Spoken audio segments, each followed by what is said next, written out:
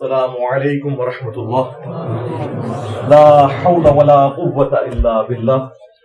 حسبنا اللہ ونعم الوکیل.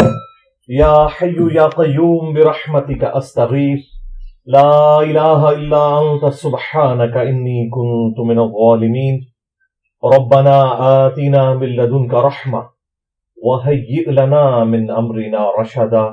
اللہم صلی علی محمد وعلى آل محمد واصحاب محمد وازواج محمد وامة محمد اجمعین الى یوم الدین آمین. الحمد للہ رب العالمین والصلاة والسلام علی سید الانبیاء والمرسلین وعلى آلہ واصحابہ اجمعین الى یوم الدین. الحمدللہ آج 21 جنوری 2024 کو سنڈے کے دن ہمارا یہ پبلک سیشن نمبر 130 نمبر ہوگا انشاءاللہ تعالی. آپ کے یہ سوالات ریئل ٹائم پرچیوں کی شکل میں میرے پاس آ چکے ہیں. انشاءاللہ ہم انہیں بعد میں ڈسکس کریں گے. پہلے ایک کرنٹ ایشو.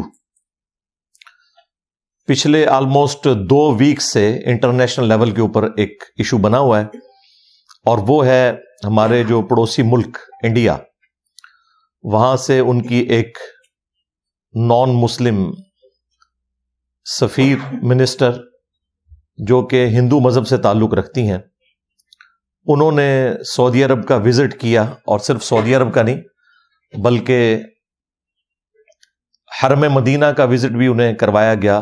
مسجد نبوی شریف کے پریمیسز میں، مسجد قباء کے ارد گرد سارا وزٹ انہیں کروایا گیا. بیسیکلی وہ 2024 کا جو حج ہے اس کی جو تیاریاں ہیں، اور اس میں ظاہر ہے تقریباً 2 لاکھ کے قریب جو حجاج ہیں وہ انڈیا سے آتے ہیں. چند بڑے یعنی ممالک جن سے زیادہ تعداد میں حاجی حضرات آتے ہیں ان میں سے انڈیا بھی ایک ہے. تو اس اعتبار سے وہ وزٹ کرنے وہاں گئی تھی، اور اس کے بعد پھر پوری دنیا کے اندر مختلف مکاتب فکر سے تعلق رکھنے والے لوگوں کے درمیان ایک بحث چھڑ گئی، اور ظاہر ہے وہ جینون بحث چھڑی تھی، کیونکہ 2021 تک تو کسی بھی نان مسلم کا داخلہ حرم مدینہ کے اندر منع تھا. وہ پابندی چونکہ اٹھائی اس وقت کے جو سعودی کنگ ہیں محمد بن سلمان ان کی جانب سے، اور اسی میں پھر یہ سارا سلسلہ شروع ہوا. اب اس میں 2 طرف کے لوگ ہیں. ایک طرف وہابی علماء ہیں جو سعودی عرب کے ہر غلط کام کو بھی جسٹیفائی کرتے ہیں، ان کی مجبوری ہے، سعودیہ چونکہ انہیں فائنانس کرتا ہے. اور دوسری طرف حنفی علماء ہیں، بریلوی اور دیوبندی، وہ سعودی عرب کے اچھے کاموں کی بھی تعریف نہیں کرتے، انہیں بھی نیگیٹو بنا کے پیش کرتے ہیں. ایک فرقہ وارانہ جنگ ہے.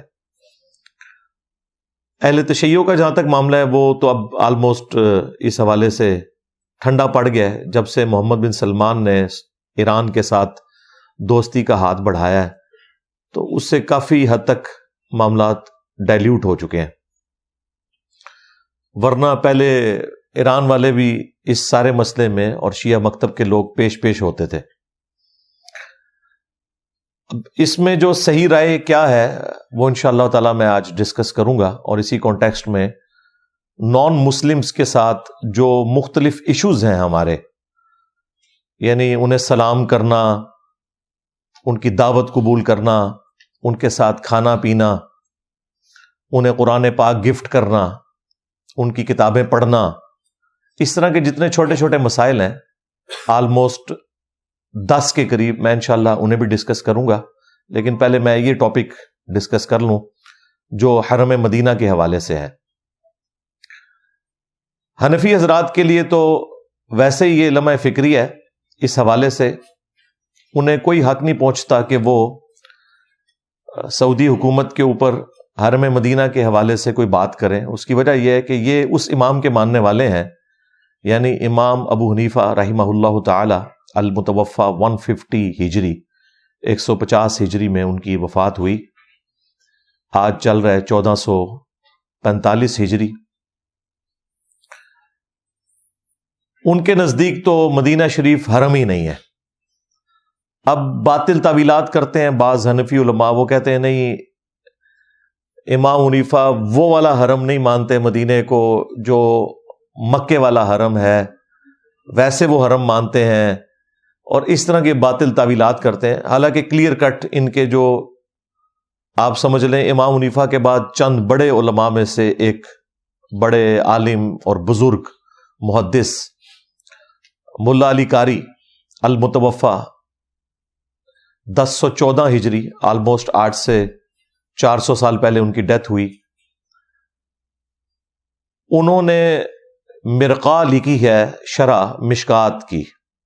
پوری دنیا کے اندر ایک علمی خزانہ ہے حنفیوں کے پاس، اور واقعی اس میں انہوں نے بڑے اچھے انداز کے اندر مسائل کو بیان کیا. چونکہ مشکات شریف میں احادیث ہیں اور احادیث اکثر فقہ حنفی کے مسائل کے خلاف ہے، تو اس کو کاؤنٹر کرنے کے لیے ایک شرح کی ضرورت تھی، اور بڑے اچھے انداز میں انہوں نے اپنا مقدمہ پیش کیا ہے ملا علی قاری نے. انہوں نے جہاں حرم مدینہ والا چیپٹر آیا ہے مشکات شریف میں، جس میں بخاری اور مسلم کے ریفرنس سے مشکات کے اندر احادیث موجود ہیں، اس کے سٹارٹ ہی میں انہوں نے کلیئر کٹ لکھا ہے کہ امام ابو حنیفہ رحمۃ اللہ علیہ کے نزدیک مدینہ حرم نہیں ہے. لیکن باقی جو 3 ائمہ ہیں اہل سنت کے، امام مالک، امام شافعی اور امام احمد بن حنبل رحمہم اللہ اجمعین وعلیہم السلام اجمعین ورضی اللہ عنہم اجمعین، یہ دعائیہ کلمات ہیں، وہ آپ کسی کو بھی دے سکتے ہیں. ان کے نزدیک مدینہ شریف بھی حرم مکہ کی طرح حرم ہے. البتہ آج کے جو حنفی ہیں انہوں نے اپنی عوام کو یہ بات نہیں بتائی ہوئی کہ ان کے امام صاحب سے اتنا بڑا بلنڈر ہوا، جان بوجھ کے نہیں، ہم سمجھتے ہیں اگنورنس میں ہی ہوا ہوگا، ان تک احادیث نہیں پہنچی ہوں گی. بلنڈر کہتے ہیں ایک فاش غلطی کو، بہت بڑی غلطی جو اوپن نظر آ رہی ہو. یہ کوئی اس طریقے سے کوئی بے حیائی پر مبنی لفظ نہیں ہے، کیونکہ اکثر لوگوں کو انگریزی بھی نہیں آتی نا، تو وہ پھر اس طرح کے الفاظ کے اوپر گرفت کرنا شروع کر دیتے ہیں. بلنڈر میں اس لیے کہہ رہا ہوں کہ متواتر احادیث موجود ہیں مدینہ شریف کے حرم ہونے کے اوپر. جو اہل سنت کی مین سٹریم کی بڑی 2 کتابیں ہیں صحیحین، یعنی صحیح بخاری اور صحیح مسلم، اس میں 50 سے زیادہ احادیث ہیں مدینہ شریف کے حرم ہونے کے اوپر. خود مولا علی علیہ السلام نے حدیث روایت کی ہے، سیدنا علی نے اپنی تلوار کی نیام میں سے ایک صحیفہ نکالا اور انہوں نے بتایا کہ یہ نبی علیہ السلام کی لکھوائی ہوئی وصیتیں ہیں. ان میں سے ایک وصیت یہ بھی تھی کہ مدینہ حرم ہے، جس نے مدینے میں بدعت کو جاری کیا اس پہ اللہ کی لعنت، اللہ کے فرشتوں کی لعنت، تمام لعنت کرنے والوں کی لعنت، اور قیامت کے دن اللہ تعالیٰ ایسے شخص کا نہ کوئی فرض قبول کرے گا اور نہ کوئی نفل قبول کرے گا جس نے مدینے میں کسی بدعت کو جاری کیا یا کسی بدعتی کو پناہ دی. اس کے علاوہ بھی بخاری اور مسلم میں حدیث موجود ہے، نبی صلی اللہ علیہ وآلہ وسلم نے اللہ کے حضور عرض کی، اے اللہ، تیرے خلیل ابراہیم علیہ السلام نے مکہ شریف کو حرم ڈکلیئر کیا تھا، اور میں ان 2 پتھریلے پہاڑوں کے درمیان جو جگہ ہے مدینہ شریف، اسے حرم ڈکلیئر کرتا ہوں. پھر بخاری مسلم میں نبی علیہ السلام کی دعائیں ہیں مدینہ شریف کے لیے، اے اللہ، مدینے کی محبت ہمارے دلوں میں مکے کی طرح کر دے، بلکہ اس سے بھی زیادہ کر دے. اے اللہ، جو برکتیں تو نے مکے میں دی ہیں اس سے دگنی، ڈبل مدینے میں عطا فرما. اے اللہ، مدینے کے مد میں برکت عطا فرما، مدینے کے سا میں برکت عطا فرما. بیسیکلی یہ میئرمنٹ کے انسٹرومنٹس تھے، جس طرح ہمارے یہ کلو گرامز اور لیٹرز استعمال ہوتے ہیں، اس طرح اس زمانے میں جو میئرمنٹ کے پیمانے تھے وہ کہلاتے تھے مد اور سا.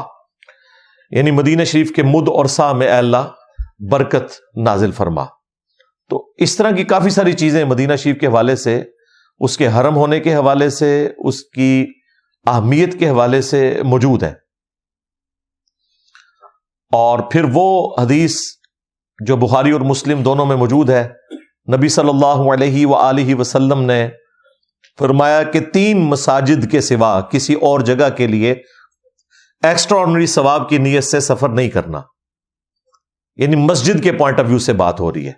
ویسے تو آپ نیکی کے کاموں کے لیے سفر کر سکتے ہیں, علمی مجالس کے لیے سفر کر سکتے ہیں, یعنی مسجد کے پوائنٹ آف ویو سے 3 مساجد کے سوا کسی اور جگہ کے لیے اونٹوں کے کجاووں کو نہیں کسنا, سفر اختیار نہیں کرنا. نمبر 1 بیت اللہ شریف, نمبر 2 مسجد اقصی, مسجد ایلیا یروشلم میں ہے جو, اور نمبر 3 مسجد نبوی صلی اللہ علیہ وآلہ وسلم جو مدینہ شریف میں ہے. لہذا مدینہ شریف کی حرمت, اس کا حرم ہونا, یہ الحمدللہ اسٹیبلش ہے. حنفی بھی آج کے اپنے بزرگوں کی تعلیمات کو چھوڑ چکے ہوئے ہیں. خود دیکھیں اعلیٰ حضرت احمد رضا بریلوی صاحب نے باقاعدہ پوری نعت لکھی ہے, حاجیوں آؤ شہنشاہ کا روزہ دیکھو, کعبہ تو دیکھ چکے کعبے کا کعبہ دیکھو. تو بیسیکلی اعلیٰ حضرت نے خود امام ابو حنیفہ رحمۃ اللہ علیہ سے اختلاف کیا ہے اس مسئلے میں کہ ان کا پوائنٹ آف ویو درست نہیں ہے. اور یہی ہم حنفیوں کو سمجھاتے ہیں کہ بڑے سے بڑا بھی کوئی بزرگ ہو, وہ دین میں فائنل اتھارٹی نہیں ہے. فائنل اتھارٹی قرآن و سنت ہے. کسی بڑے سے بڑے عالم کو بھی غلطی لگ سکتی ہے کسی بھی معاملے کے اندر, جس طرح اس مسئلے میں امام ابو حنیفہ رحمۃ اللہ علیہ کو غلطی لگ گئی. اور یہ کوئی ایک مسئلہ نہیں ہے جس میں ان کو غلطی لگی ہے. اس کے علاوہ بھی شوال کے 6 روزوں کو وہ بدعت سمجھتے تھے, مکروہ سمجھتے تھے. اور صرف امام ابو حنیفہ نہیں, امام مالک نے تو الموطا امام مالک میں باقاعدہ شوال کے 6 روزوں کا انکار کیا ہے. جبکہ ہمارے پاس صحیح مسلم شریف میں, ابو داؤد میں, ترمذی میں, نسائی میں, ابن ماجہ میں, یعنی بخاری کو چھوڑ کے باقی 5 کی 5 مین سٹریم کی کتابوں میں باقاعدہ حدیث موجود ہے کہ اللہ کے محبوب صلی اللہ علیہ وآلہ وسلم نے فرمایا جو کوئی شخص رمضان مبارک کے روزے رکھنے کے بعد شوال کے 6 روزے رکھ لے, اب اس کی مرضی ہے, وہ کنزیکٹو بھی رکھ سکتا ہے, چھوڑ کے بھی رکھ سکتا ہے. یعنی شوال کے مہینے کے اندر 6 روزے پورے کرنے ہیں. اس میں کوئی شرط نہیں ہے کہ ایک فوراً بعد رکھیں اور باقی بعد میں بے شک رکھ لیں, جس طرح مرضی رکھیں. تو وہ شخص گویا کہ ایسا ہے کہ پورے سال کے اس نے روزے رکھے, اور اگر اس کی زندگی کی یہ روٹین ہے تو اسے پوری زندگی کے روزے رکھنے کا ثواب ملے گا. جو شخص رمضان کے روزوں کے بعد شوال کے 6 روزے رکھ لے اس سے اگلے مہینے کے. تو اب یہ غلطی لگ سکتی ہے. اسی طریقے سے عقیقے کو وہ سنت نہیں سمجھتے تھے, زمانہ جاہلیت کی رسم سمجھتے تھے. زمانہ جاہلیت میں بھی عقیقہ ہوتا تھا لیکن اس میں کچھ خرافات بھی شامل تھیں. اب حنفیوں نے باقاعدہ اس چیز کو مانا ہے کہ وہ عقیقے کو درست نہیں سمجھتے تھے, لیکن پھر وہ کہتے ہیں نہیں, ان کا کہنے کا مطلب یہ نہیں تھا تو وہ تھا. بعض کہتے ہیں جی ان کی طرف وہ غلط بات منسوب ہوگی, لیکن یہ بات تھی. لیکن دوسری طرف صحیح بخاری میں اللہ کے محبوب صلی اللہ علیہ وآلہ وسلم کا فرمان موجود ہے کہ بچے کی جان گروی ہوتی ہے, عقیقے کے عوض اس کی طرف سے خون بہاؤ. یعنی ایک جان اللہ کے حضور ایک بچے کی طرف سے آپ نے قربان کرنی ہے. اگر وہ بچہ میل ہے تو 2 جانیں, اگر فیمیل ہے تو 1 جان. وہ جامع ترمذی میں حدیث موجود ہے کہ لڑکے کی طرف سے 2 بکرے کرو اور لڑکی کی طرف سے 1.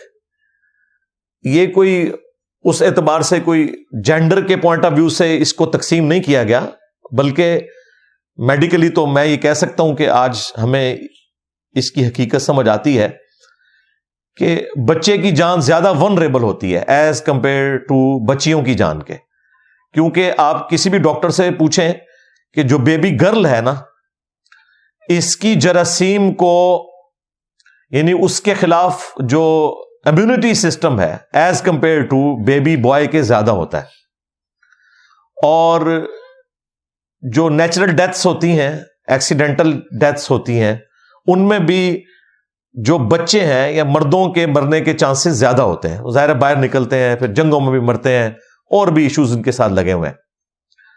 تو اس اعتبار سے ان کا فدیہ 2 بکرے ہی ہونا چاہیے. اور جامع ترمذی میں یہ بھی موجود ہے کہ وہ بکرے بھی ہو سکتے ہیں، بکریاں بھی ہو سکتی ہیں، یعنی 2 جانیں دینی ہیں۔ اور ایک اور حدیث ہے جامع ترمذی کے اندر، اس میں نبی علیہ السلام نے فرمایا کہ بچے کی طرف سے اور بچی کی طرف سے 7ویں دن عقیقہ کرنا ہے، یعنی جس دن بچہ پیدا ہوا ہے نا، اگلے ویک وہی دن جب دوبارہ آئے گا نا، اس سے 1 دن پہلے آپ نے عقیقہ کرنا ہے۔ اگر جمعے کو بچہ پیدا ہوا ہے تو جمعرات کو عقیقہ ہوگا، کیونکہ جمعہ 8 دن ہوتا ہے نا، ہاں، تو جمعرات 7 دن ہوگا۔ اور اگر بچہ مغرب کے بعد پیدا ہوا ہے جمعے والے دن، تو وہ پھر جمعے کو نہیں پیدا ہوا، شرعی اعتبار سے وہ ہفتے کو پیدا ہوا ہے، کیونکہ مغرب کے بعد اگلا دن شروع ہو جاتا ہے۔ اسی لیے آپ قیام اللیل تراویح جو ہے رمضان کی وہ پہلے کرتے ہیں، اگلے دن روزہ رکھتے ہیں، کیونکہ مغرب کے بعد رمضان شروع ہو جاتا ہے۔ تو پھر اگر مغرب کے بعد جمعے والے دن بچہ پیدا ہوا ہے تو پھر چونکہ وہ ہفتے کو پیدا ہوا ہے، اس لیے پھر اس کا عقیقہ جمعے والے دن ہوگا۔ تو فرمایا 7ویں دن عقیقہ کرنا ہے اور اس کا نام بھی ڈکلیئر کرنا ہے، اور اس سے گندگی ریموو کرنی ہے، اس کے بال مونڈنے ہیں اور باقی یہ جو جسم وغیرہ دھونا، یہ سارے معاملات 7ویں دن کرنے ہیں۔ تو الحمدللہ یہ آج حنفی بھی کرتے ہیں، سارے کرتے ہیں۔ یہ میں نے ضمناً عرض کر دیا کیونکہ ان لوگوں نے اپنے بزرگوں کو، اماموں کو پیغمبروں کا درجہ دیا ہوا ہے، تو یہ بڑی سخت زیادتی ہے کہ ہم حرم مدینہ کو ڈسکس کریں اور حنفیوں کو چھوڑ دیں، ایسا تو نہیں ہوگا۔ ہاں، ہمیں جہاں جہاں موقع ملے گا آپ کا ذہن کھولنے کے لیے ہم کوئی نہ کوئی بات آپ کے سامنے رکھیں گے، تاکہ آپ کو پتہ چلے کہ کس لیول کی گمراہی پبلک کے اندر پھیل چکی ہے۔ تو یہ 2021 کے اندر آ کے محمد بن سلمان نے یہ پابندی ختم کی، اور اس میں کوئی ایسا معاملہ نہیں تھا کہ اسے اتنا بڑا ہنگامہ کھڑا کیا جاتا، لیکن چونکہ ایک اتنے عرصے سے خود سعودی حکومت نے پابندی لگائی ہوئی تھی، تو ہنگامہ کھڑا ہونا اس اعتبار سے تو جسٹیفائی تھا کہ بھئی آپ نے اپنی پابندی جو ہے وہ خود توڑ دی ہے۔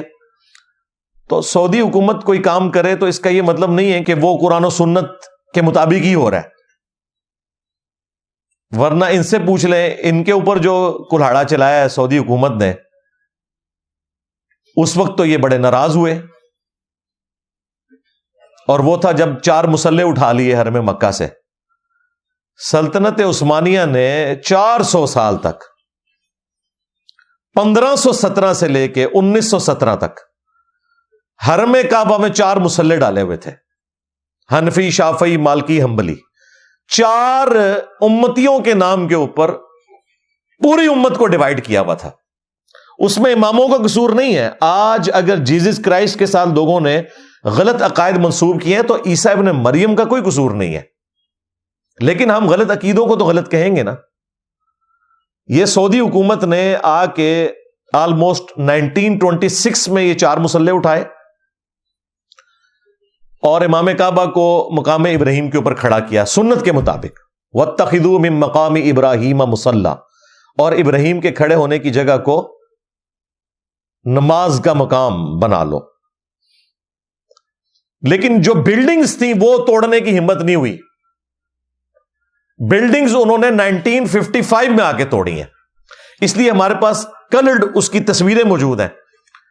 وہ 4 جو انہوں نے فرقہ وارانہ کام کیے تھے، پیرلل میں 4 نمازیں ہوتی تھی، یعنی فجر کی 4 نمازیں ہو رہی ہیں، ظہر کی 4 ہو رہی ہیں، چلیں اس میں تو ٹائم آگے پیچھے کر لیتے تھے، مغرب تو ساروں نے اکٹھی پڑھنی ہوتی تھی۔ تو پیچھے نماز پڑھنے والوں کو سمجھ نہیں آتی تھی کہ اب ہمارے امام نے رکوع کیا ہے یا کسی دوسرے امام نے کیا ہے، تماشا لگا کے رکھا ہوا تھا انہوں نے۔ پھر اللہ تعالیٰ نے ان کی یہ بدعت ختم کی، اور اب قیامت تک کے لیے یہ الحمدللہ بدعت ختم ہو گئی، کیونکہ حنفیوں کی بھی اللہ تعالیٰ نے کمر توڑ دی ہے، ان میں بھی 2 فرقے بن گئے ہیں، حنفی بریلوی اور حنفی دیوبندی۔ لہذا اب تو 4 مسلحوں والا معاملہ ہی نہیں رہا، اب حنفیوں کے ہی 2 مسلح ہو گئے۔ خیر اب تو یہ سارا معاملہ انشاءاللہ تعالیٰ اللہ کے حکم سے ایڈریس ہو گیا۔ تو وہ جو سعودی حکومت کا کام تھا بالکل درست تھا۔ اس کے علاوہ انہوں نے وہاں پہ جو سلطنت عثمانیہ نے مزارات بنائے ہوئے تھے، جن کا کوئی لینا دینا ہی نہیں تھا قرآن و سنت کے ساتھ، وہ انہوں نے گرائے، اور انہوں نے یہاں پہ ہنگامہ کھڑا کیا، جی مزارات شہید کر دیے۔ اور شہید تو حلال چیز ہوتی ہے، جو حرام کام ہے اس کو ختم کرنا تو سنت کو اسٹیبلش کرنا ہوتا ہے۔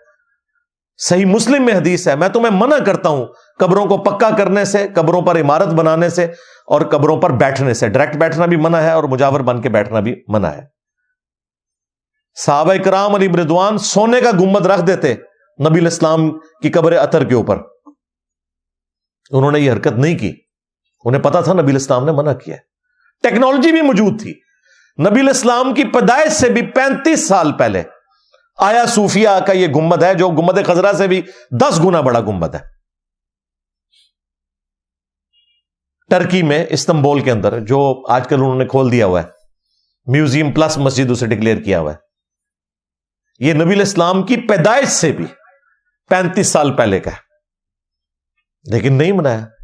ڈوم آف دا راک یروشلم میں، یہ صحابہ کرام کے زمانے میں عبد الملک بن مروان جو اموی خلیفہ تھا اس نے بنایا تھا، چونکہ وہ ایک چٹان کے اوپر تھا۔ مسجد پہ آپ گنبد بنا سکتے ہیں، چٹان پہ بنا سکتے ہیں، قبر پہ نہیں بنا سکتے، اس لیے دیکھیں اس نے قبر پہ نہیں بنوایا، انہیں پتا تھا کہ نبی علیہ السلام کی نافرمانی ہے۔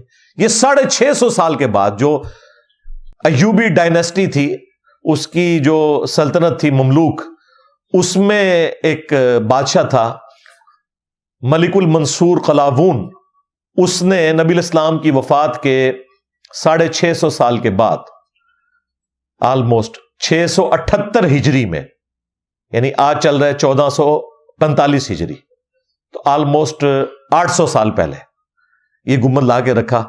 اس وقت لوگوں نے بڑی مخالفت کی، لیکن وہ حکومتی لیول کے اوپر ایک بدماشی سے کام ہوا، ایون جس نے مشورہ دیا تھا وہ معزول ہو گیا، اور لوگوں نے کہا اسے سزا ملی ہے جو اس نے اس بدعت کا مشورہ دیا تھا۔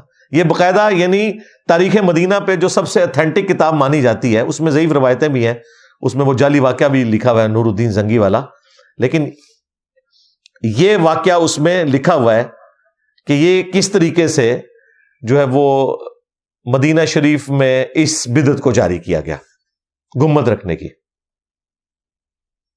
وفاء الوفا اس کتاب کا نام ہے، علامہ سمہودی کی 911 ہجری میں فوت ہوئے، آلموسٹ آج سے 500 سال پہلے انہوں نے یہ پوری تاریخ مدینہ جمع کی ہے۔ خیر یہ الگ سے ایک ٹاپک ہے۔ تو پھر اس کے بعد پھر ظاہر ہے ایک سلسلہ شروع ہو گیا، بقیہ غرقد میں انہوں نے باقاعدہ مزارات بنائے اور اتنے بڑے بڑے گنبد، ان کی بھی تصاویر موجود ہیں۔ پھر سعودی حکومت نے سب کچھ ختم کیا، یعنی سنت کو اسٹیبلش کیا، مزارات شہید نہیں کیے، سنت کو اسٹیبلش کیا۔ تو اس پہ میری تفصیلی ویڈیوز ریکارڈ ہیں، آج میرا چونکہ ٹاپک نہیں ہے اس لیے میں اس کو اسی پہ چھوڑتا ہوں۔ اس کے ساتھ جس کو شوق ہے اس کی تفصیلات کا تو وہ میری باقی تفصیلی ویڈیوز دیکھیں۔ آج ہم اس ٹاپک کی طرف واپس آتے ہیں جو حرم مدینہ والا ٹاپک ہے۔ تو حرم مدینہ کوئی شک نہیں اس میں حرم ہے، اور اس کا جو پروٹوکول ہے وہ حرم والا ہے، لیکن جو ایک حرم مکہ کو جو استثناء حاصل ہے حرم مدینہ کے اوپر، وہ غیر مسلم کے داخلے والا ایشو ہے۔ اس کے حوالے سے یہ چیز کلیئر کر لیں کہ اگرچہ مدینہ شریف بھی حرم ہے، لیکن جو ایک خاص پروٹوکول حرم مکہ کو حاصل ہے، اس اعتبار سے کہ وہاں پہ نان مسلم کوئی انٹر نہیں ہو سکتا، یہ ایک استثناء ہے حرم مدینہ کا۔ وہاں پر اس چیز کی اجازت ہے کہ کوئی نان مسلم انٹر ہو سکتا ہے۔ یہی وجہ ہے کہ مسلمانوں نے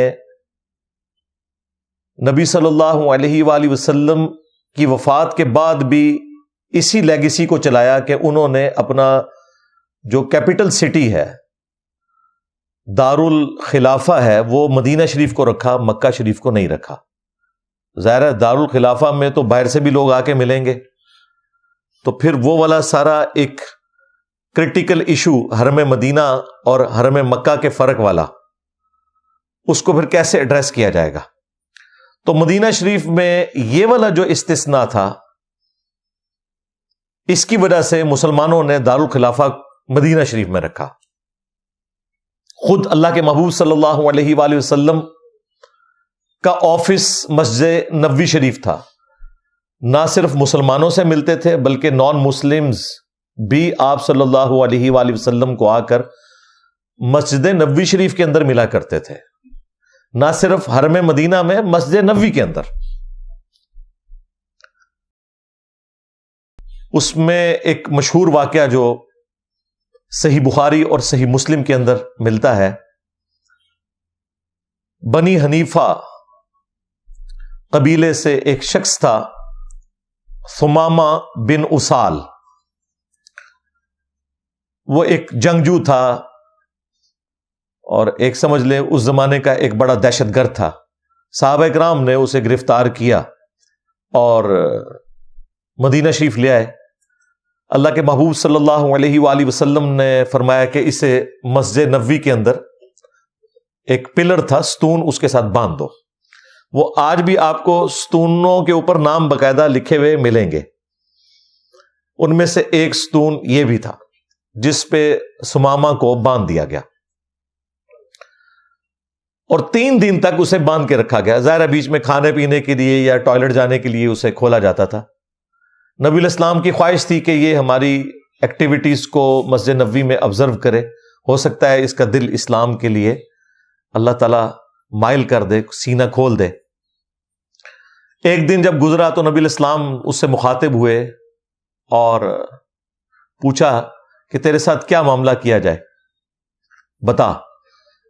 اس نے عرض کی کہ اگر آپ مجھے قتل کروا دیں تو یقیناً میں اس کا حقدار ہوں کیونکہ میں ایک خونی شخص ہوں، اور اگر آپ مجھے معاف کر دیں تو میں آپ کا شکر گزار ہوں گا اور میں اس کی قدر کروں گا.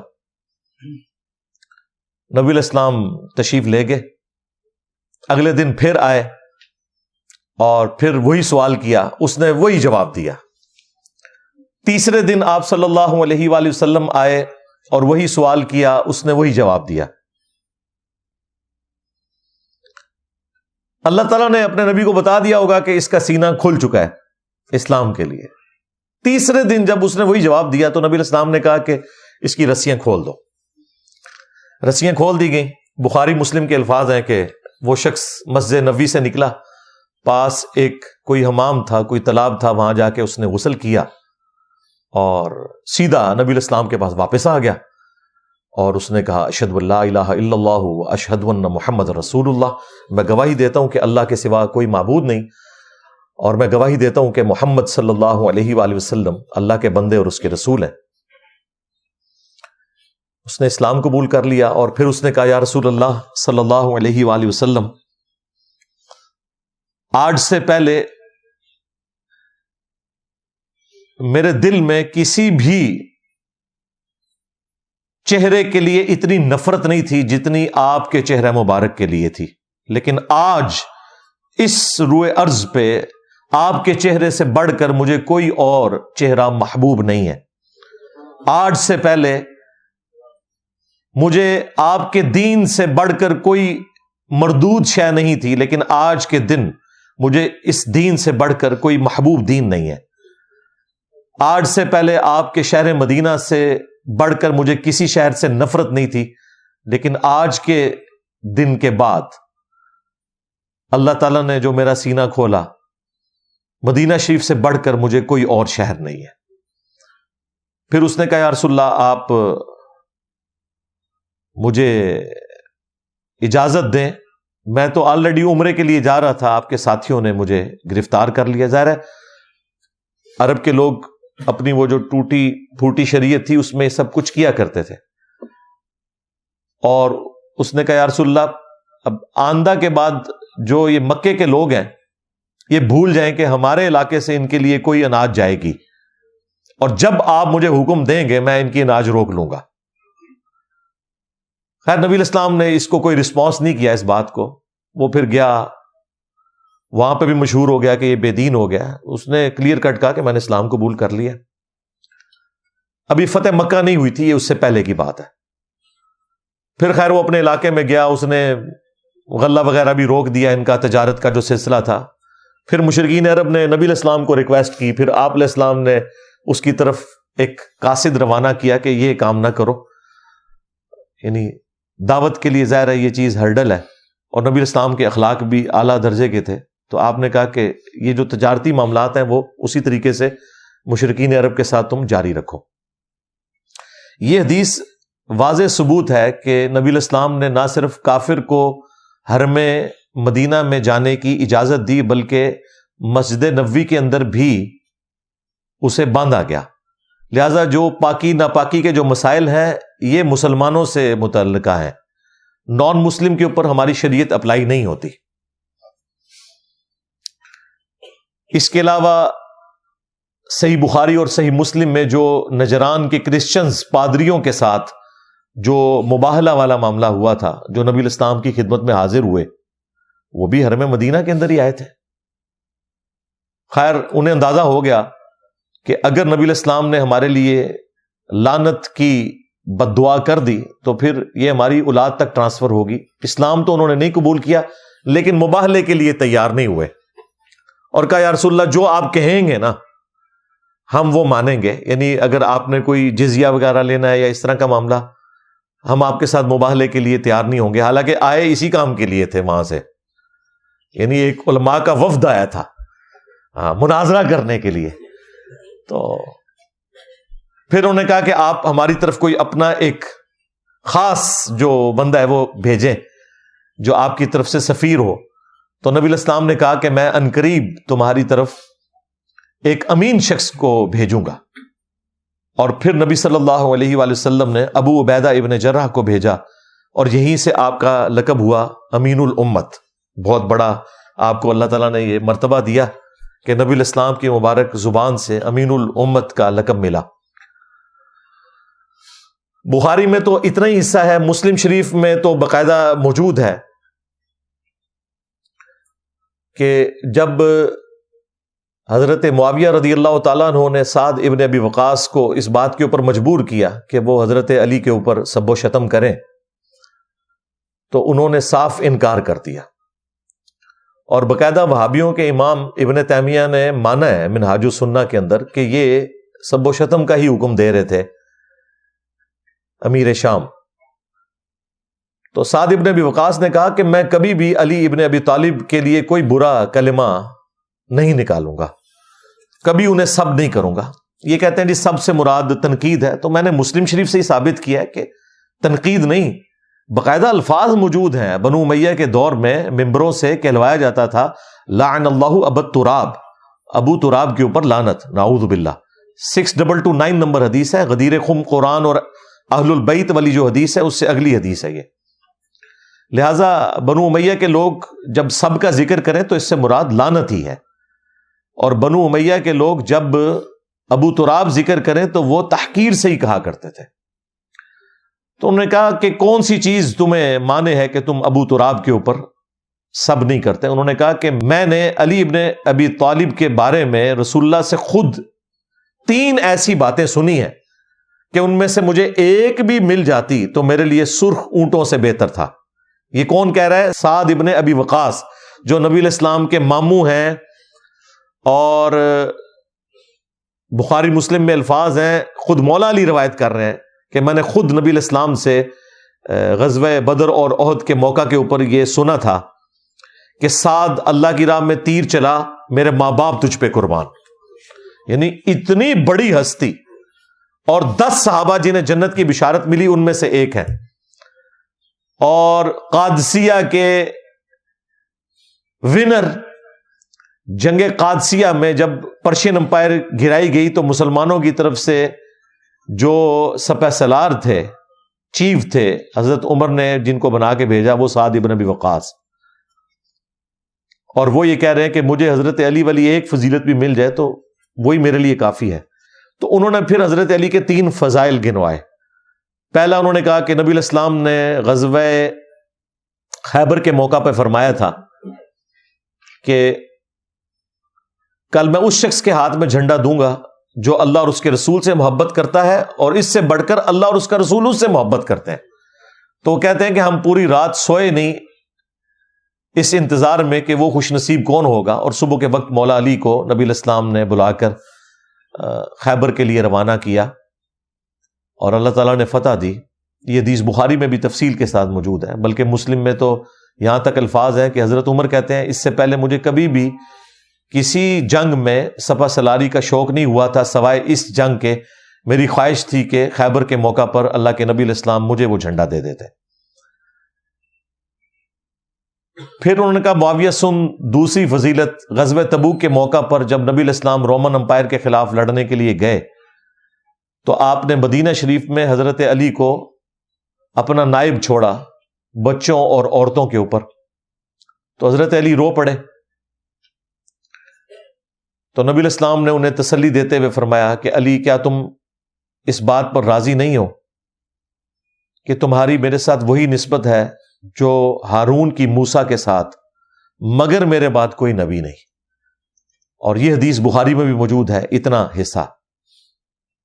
اس پہ میں نے ورڈکٹ دی تھی کہ اگر کوئی امتی نبی ہونے کا حقدار تھا نا تو وہ مولا علی تھے، اور نبی علیہ السلام انہیں بھی کہہ رہے ہیں کہ تمہاری نسبت تو وہی ہے جو ایک نبی کی دوسرے نبی کے ساتھ ہے، یعنی ہارون کی موسیٰ کے ساتھ. یہی نسبت تمہاری میرے ساتھ ہے، لیکن میرے بعد کوئی نبی نہیں. تو اگر مولا علی نبی نہیں ہے نا تو غلام احمد قادیانی دجال تشیعی کوئی نہیں. ہاں سیدھی سی بات ہے. یہ ختم نبوت کے اوپر پہرا دینے والی حدیث ہے. اور معاویہ تیسری فضیلت سن، جب نجران کے کرسچنز کا وفد نبی علیہ السلام کے پاس مدینہ شریف آیا تو اللہ تعالیٰ کی طرف سے یہ اعلان کیا گیا قل تعالوا ندعو ابناءنا وابناءکم ونساءنا ونساءکم. اے نبی ان سے کہو کہ آ جاؤ، تم بھی اپنے بیٹوں کو لے آؤ، ہم بھی اپنے بیٹوں کو لے آتے ہیں، تم بھی اپنی عورتوں کو لے آؤ، ہم بھی اپنی عورتوں کو لے آتے ہیں، تم خود آ جاؤ، ہم بھی خود آ جاتے ہیں. اور پھر اوپن میدان میں اللہ کے حضور گڑ گڑا کر دعا کرتے ہیں کہ جھوٹوں پر اللہ کی لعنت. یعنی مباہلے کی آفر کی گئی. تو مسلم شریف کے الفاظ ہیں، سعد ابن ابی وقاص کہتے ہیں کہ اللہ کے محبوب صلی اللہ علیہ وآلہ وسلم اپنے ساتھ سیدنا علی، حسن، حسین اور فاطمہ علیہ السلام اجمعین کو لے کر آئے اور کہا اللہم ہؤلاء اہل بیتی، اے اللہ یہ میرے اہل البیت ہیں. حالانکہ نبی علیہ السلام کی 9 بیویاں موجود تھیں اس وقت، کسی بیوی کو اپنے ساتھ نہیں لے کے گئے. حضرت علی، حسن، حسین اور سیدہ فاطمہ کو لے کے گئے. باقی جو 3 بیٹیاں تھیں وہ فوت ہو چکی تھیں، اس لیے ان کو ساتھ نہیں لے کے گئے. اور کہا کہ یہ میرے اہل البیت ہے. نبی علیہ السلام کی بیویاں بھی اہل البیت ہیں آنری طور پر، کیونکہ وہ نبی علیہ السلام کے عقد میں ہے. لیکن یہ جو اہل البیت ہیں یہ نبی علیہ السلام کے خون اور دودھ کے رشتے کے اعتبار سے اہل البیت ہیں. یہ اصل اہل البیت ہیں. لوگ کہتے ہیں اصل وہ ہیں، نہیں، اصل نہیں وہ. ہاں یہ ذہن میں رکھیے گا. مسلم شریف میں زید ابن ارکم کی جو غدیر خون کی حدیث ہے قرآن اور اہل البیت والی، اس میں زید ابن ارکم کے الفاظ ہیں کہ بیوی کس طرح اہل البیت ہو سکتی ہے.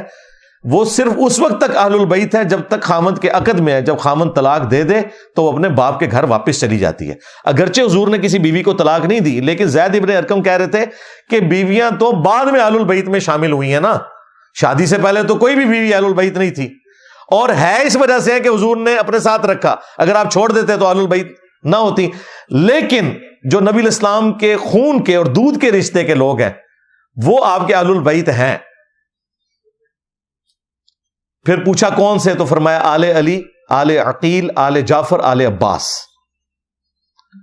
تو یہ زید ابن ارکم نے جو اس حدیث کے راوی ہیں انہوں نے یہ بیان کیا صحیح مسلم کے اندر. خیر وہ حدیث پھر 3 فضائل جب سنائے تو مسلم شریف میں تو حدیث یہیں پہ مکمل ہو جاتی ہے. 100% اسی سند کے ساتھ یہ حدیث سنن نسائی الکبریٰ کے اندر موجود ہے، خصائص علی والے چیپٹر میں. اس میں الفاظ ہیں کہ سعد ابن ابی وقاص کا بیٹا کہتا ہے کہ پھر جتنے دن حضرت معاویہ وہاں رہے، حضرت علی کی تنقیص کا ایک جملہ بھی اپنی زبان سے نہیں نکالا، کیونکہ میرے باپ نے جس طریقے سے انہیں ڈانٹا تھا. تو اس سے یہ پتہ چل گیا کہ یہ معاملہ کیا تھا. یہی حدیث سنن ابن ماجہ میں بھی ہے، اس میں تو چوتھی فضیلت بھی ایک بیان کی حضرت سعد نے، اور اس میں تو الفاظ ہیں سعد غصے میں آ گئے. انہوں نے کہا تو اس شخص کے بارے میں بات کر رہے ہیں جس کے بارے میں نبی علیہ السلام نے یہ فرمایا، یہ فرمایا، یہ فرمایا. اور اس میں یہ بھی فرمایا کہ نبی علیہ السلام نے کہا تھا من کنت مولا فہذا علی مولا، جس کا مولا میں اس کا مولا علی. تو وہ فضیلت بھی وہاں پر بیان کی. تو یہ جو مباہلے والا معاملہ ہے یہ بھی مدینہ شریف میں ہوا، اور اس میں نجران کے کرسچنز آئے، نبی الاسلام نے باقاعدہ انہیں دعوت دی ہوئی تھی، لہذا حرم مدینہ کا جو پروٹوکول ہے نان مسلمز کے حوالے سے وہ ڈیفرنٹ ہے حرم مکہ کے پروٹوکول سے۔ یہ میں نے ساری باتیں اس لیے کی تاکہ آپ کو اوورال ایک ڈاکٹرن کلیئر ہو جائے، باقی تو صرف اپنا موقف ہی بیان کرتے ہیں، ہم تو ہر بات کو قرآن و سنت سے دلیل کے ساتھ بیان کریں گے تاکہ آپ کو اندازہ ہو کہ کون سی بات کتنی موجود ہے۔ ہم نے جذبات کے ساتھ نہیں دیکھنا معاملات کو، یہاں پہ لوگ جذبات کے ساتھ دیکھتے ہیں، علم کے اعتبار سے معاملات کو لے کے نہیں چلتے، اور اسی وجہ سے پھر اختلافات بڑھتے چلے جاتے ہیں۔ اب آ جائیں حرم مکہ کی طرف، جو میں نے کہا کہ اس کا ایک اسپیشل پروٹوکول ہے، اور وہ سورہ التوبہ کے اندر آیت نمبر 28 کے اندر اللہ تعالیٰ نے فرمایا، اعوذ باللہ من الشیطان الرجیم، بسم اللہ الرحمن الرحیم، یا ایہا الذین آمنوا، اے وہ لوگ جو کہ ایمان لے کر آئے ہو، انما المشرکون نجس، جو مشرک ہیں یہ تو سوائے اس کے کچھ نہیں کہ پلید ہیں، ناپاک ہیں۔ یہاں ناپاکی سے مراد ان کے عقیدے کی ناپاکی ہے، ظاہر ہے شرک سے بڑی تو ناپاکی کوئی ہو نہیں سکتی نا۔ ایون اپنی کتابیں جو ہیں ہندوؤں کی، اس میں بھی لکھا ہوا ہے کہ اللہ تعالیٰ کے ساتھ شرک نہیں کیا جا سکتا، یہ سب سے بڑا گناہ ہے، اس کے اوپر سب کا اتفاق ہے۔ ڈاکٹر ذاکر نائک نے باقاعدہ ایک ویڈیو ریکارڈ کروائی ہے، سملیرٹیز بٹوین ہندوازم اینڈ اسلام، اس میں انہوں نے ہندوؤں کی کتابوں سے باقاعدہ یہ ساری کی ساری جو ان کی ورسز ہیں وہ کوٹ کی ہیں۔ فَلَا يَقْرَبُ الْمَسْجِدَ الْحَرَامَ، تو وہ ہرگز جو مسجد حرام ہے اس کے قریب بھی نہ جائیں، بعد عامہم ھذا، اس سال کے بعد، یہ آخری سال تھا جو حرم مکہ میں آ گئے مشرکین عرب حج کرنے کے لیے، یہ حج کے موقع کے اوپر آیات نازل ہوئی تھی جس میں واضح حکم آیا کہ اس سال کے بعد اب وہ نہیں آ سکتے حرم مکہ کے اندر۔ وَإِنْ خِفْتُمْ، اور اگر تمہیں اس حوالے سے کوئی خوف ہے نا کہ کوئی تمہارا کوئی معیشت کا نقصان ہو جائے گا، کوئی تجارت کا نقصان ہو جائے گا، اس کی ٹینشن تم نے نہیں لینی۔ فَسَوْفَ يُغْنِيكُمُ اللَّهُ مِنْ فَضْلِهِ، ان قریب اللہ تعالیٰ اپنے فضل سے تمہیں غنی کر دے گا۔ ان شاء، جو اللہ تعالیٰ چاہے گا۔ ان اللہ علیم حکیم، بے شک اللہ تعالیٰ علم والا ہے، حکمت والا ہے۔ ظاہر اللہ کو تو پتا تھا کہ ان قریب رومن اور پرشین امپائر مسلمانوں کے قدموں میں ڈھیر ہونے والی ہے، اور مسلمانوں کو ان کے خزانے مل جائیں گے، اس لیے کہا گیا کہ اکانومی کو نہیں دیکھنا، تجارت کو نہیں دیکھنا۔ مشرکین عرب کو اب اجازت نہیں ہے اس سال کے بعد کہ وہ حرم مکہ میں آ سکے۔ یہ وہ استثناء ہے جو حرم مدینہ سے ہٹ کے حرم مکہ کو حاصل ہے کہ حرم مکہ کے اندر کوئی نان مسلم انٹر بھی نہیں ہو سکتا۔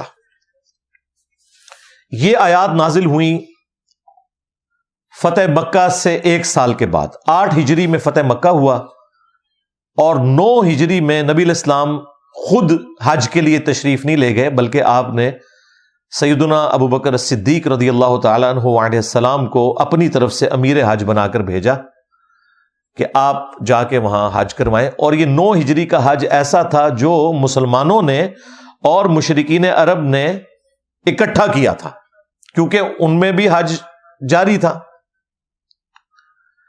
یہ اکٹھا حج ہو رہا تھا، اور پیچھے سے آیات نازل ہوئی مدینہ شریف میں، تو نبی صلی اللہ علیہ وآلہ وسلم نے سیدنا علی کو اور بعض اور صحابہ تھے، ان میں حضرت ابو ہریرہ بھی شامل تھے، باقی اصحاب کو حضرت علی کی سرکردگی میں مکہ شریف بھیجا، اور کہا کہ آپ نے میری طرف سے منا کے میدان میں جہاں قربانی ہوتی ہے وہاں پر جا کے اناؤنسمنٹ کرنی ہے، یہ قرآن پاک کی سورہ التوبہ کی آیات پڑھنی ہے۔ تو حضرت علی رضی اللہ تعالیٰ عنہ وہاں پہنچے، جا کے حضرت ابو بکر سے کہا کہ مجھے نبی علیہ السلام نے اس پیغام کے ساتھ بھیجا ہے۔ انہوں نے پہلا سوال یہی کیا کہ آپ کو امیر بنا کے بھیجا ہے، یا اس اناؤنسمنٹ کے لیے بھیجا ہے؟ انہوں نے کہا امیر آپ ہی ہیں، کیونکہ یہ ایک جو سیاسی نظام ہے اس میں پہلی چیز ہی یہی ہے کہ بھائی اگر لیڈرشپ اب ٹرانسفر ہونے لگی ہے تو پہلے مجھے وہ بتایا جائے کہ آپ کی ذمہ داری ہے، ٹھیک ہے آپ اس کو سنبھالیں۔ انہوں نے کہا نہیں، امیر حج آپ ہی ہیں، البتہ اناؤنسمنٹ میں خود کروں گا۔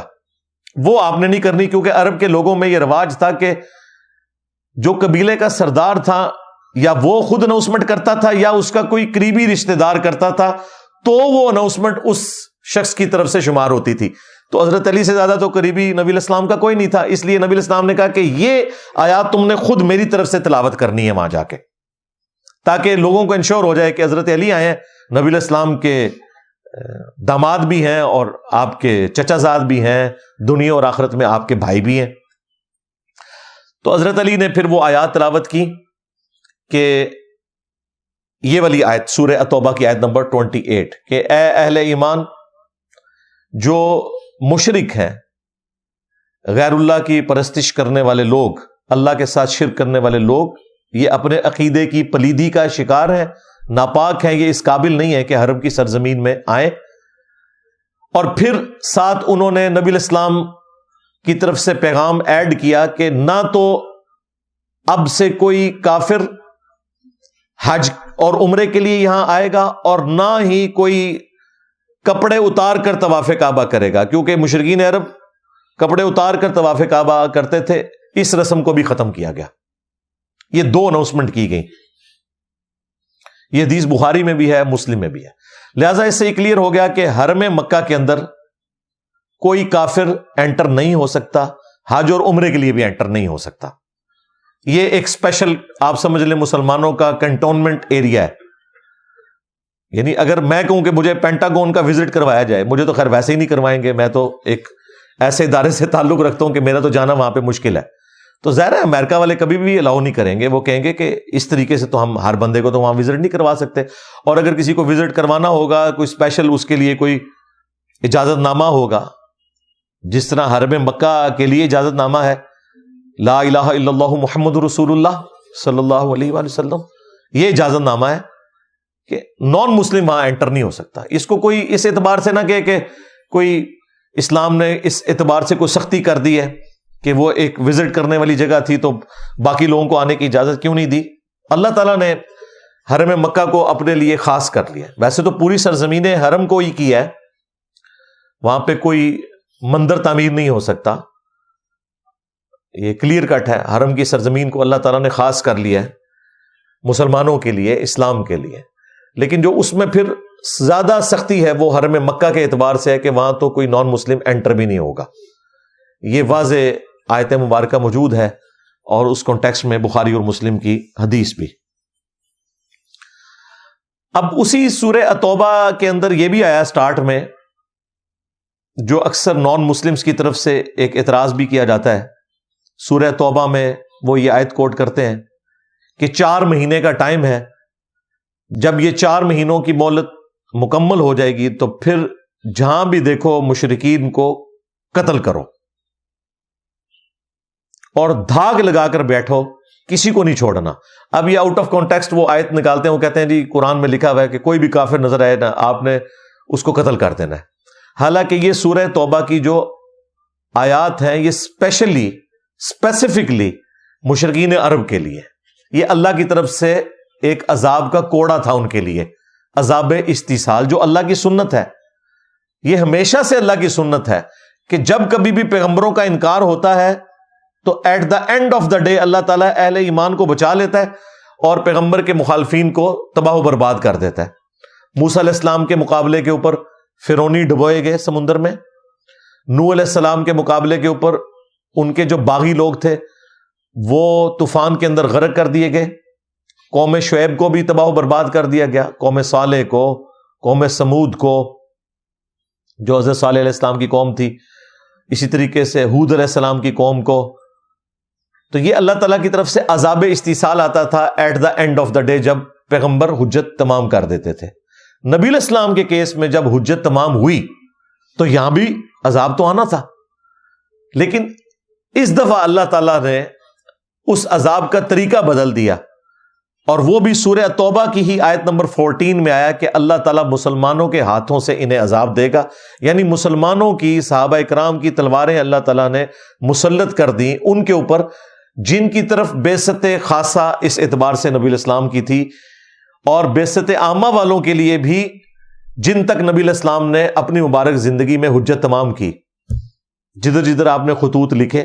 اسی لیے آپ دیکھیں پھر صحابہ کرام نے رومنز اور پرشینز سے وہ جنگیں کی ہیں، اور وہ جنگیں اس لیے کی تاکہ ان بدماشوں کو اکھاڑا جائے.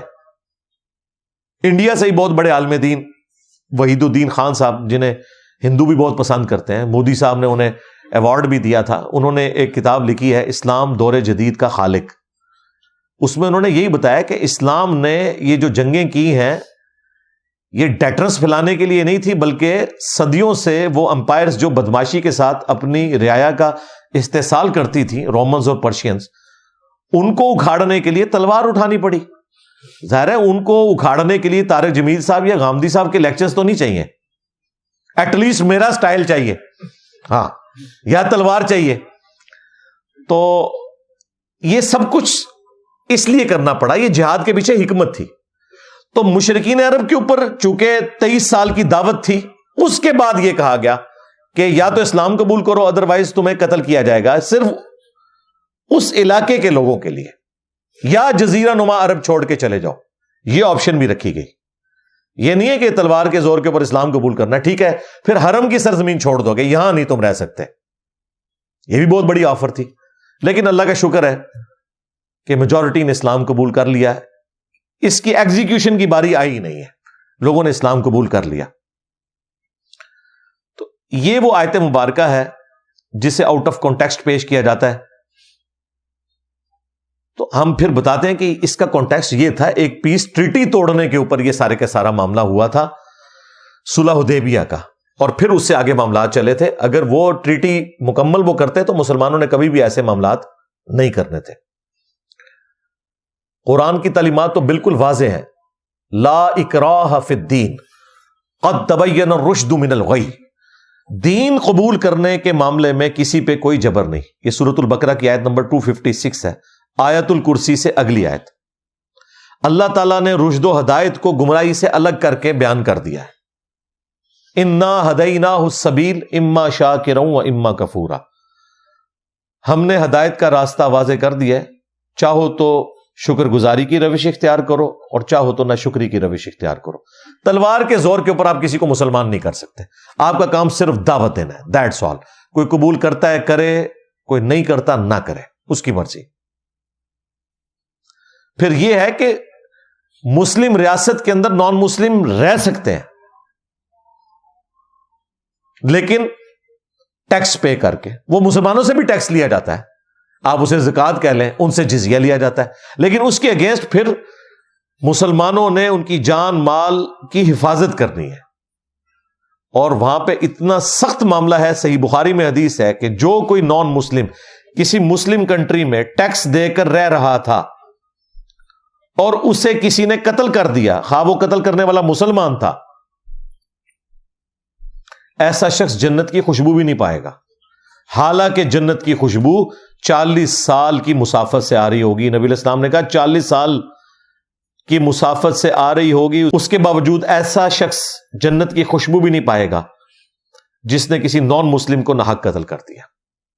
اور پھر کلائمیکس تو اس کا وہ ہے سورۃ المائدہ کی آیت نمبر 32 کہ جس نے ایک جان کو بھی قتل کیا، خواہ وہ مسلم تھا، نان مسلم تھا، کسی بھی مذہب سے تعلق رکھنے والا تھا، جان تھی، ایک جان کو بھی ناحق قتل کیا، گویا اس نے پوری انسانیت کا قتل کر دیا. سوائے 2 استثناء کے، یا تو قتل کے بدلے قتل ہو رہا ہوگا یا پھر فساد فی الارض کرنے والے لوگوں کو قتل کیا جائے گا. ان 2 استثناء کو چھوڑ کے جس نے ایک انسان کو بھی ناحق قتل کیا، پوری انسانیت کا اس نے قتل کر دیا. اور جس نے ایک جان کی زندگی بچائی، اس نے پوری انسانیت کو بچا لیا. تو اسلام کی تعلیمات اس حوالے سے بڑی اسٹریٹ فارورڈ ہے، کسی کو کوئی شک نہیں ہونا چاہیے. اسلام کوئی تلوار کے زور پر نہیں پھیلا. ہاں، اس کا یہ پہلو درست ہے کہ اسلام نے بدماشوں کو اکھاڑنے کے لیے تلوار کا استعمال کیا، یہ بالکل درست ہے. لیکن جہاں کئی مسلمان حکمرانوں نے اپنی ریاست کی ایکسپینشن کے لیے ناحق نان مسلمز کے اوپر تلوار اٹھائی یا ایون مسلمانوں کے اوپر تلوار اٹھائی، ہم ان چیزوں کو درست نہیں سمجھتے. کس طرح ہم انہیں جسٹیفائی کر سکتے ہیں؟ ہم خلفائے راشدین تک تو جسٹیفائی کرتے ہیں، اس کے بعد جو بھی اس طرح کی ایکسپینشن ہوئی تو وہ ایک سپر پاور کی ایکسپینشن تھی، پھیلتی چلی گئی، ہم اسے جسٹیفائی نہیں کرتے. میں خود مغلیہ خاندان سے تعلق رکھتا ہوں، لیکن اگر آپ مجھ سے پوچھیں تو جو کچھ مغلوں نے یہاں کیا ہے مسلمانوں کے ساتھ اور جو نان مسلمز کے ساتھ، ہم اسے کیسے جسٹیفائی کر سکتے ہیں؟ بالکل جسٹیفائی نہیں کریں گے. سب سے جو رول ماڈل کے طور کے اوپر یہ حکمران پیش کرتے ہیں نا، اورنگزیب عالمگیر ہے، کیونکہ اس نے علماء کو گود لیا ہوا تھا، علماء کا کھانا پینا بڑا اچھا لنگر کا بندوبست اس نے کیا تھا، پھر فتح عالمگیری بھی اس نے فقہ حنفی کا لکھوا دیا تو لوگ بڑے خوش تھے. اس کی حالت یہ تھی کہ یہ لوگ ہمیں بتاتے ہیں، اب ہمارا تو وہ دادا لگتا ہے، لیکن قرآن و سنت پہلے ہے، دادا تو بعد میں ہے، دادا تو شاہی کوئی نہیں قرآن و سنت کے مقابلے پہ. تو کہتے نہیں وہ ٹوپیاں بنا کے گزارا کرتا تھا، کبھی نماز نہیں چھوڑی. تو میں نے اس میں ایڈ کیا تھا، نہ نماز چھڈی، نہ پرا چھڈیا، نہ پیو چھڈیا، سارے بھائی اس نے قتل کروائے. باپ کو بھی 9 سال قید میں رکھا، شاہ جہان کو. اور یہ اسی بیوی کا بیٹا تھا جس کے لیے تاج محل بنوایا تھا شاہ جہان نے. انہوں نے کہا ابا جی اے میری اما سے کیتا سی تو سامنے تہاڈا قید خانہ بناواں گا. بالکل 9 سال ہے، بیبے دی زیارت کر دے رہو میری.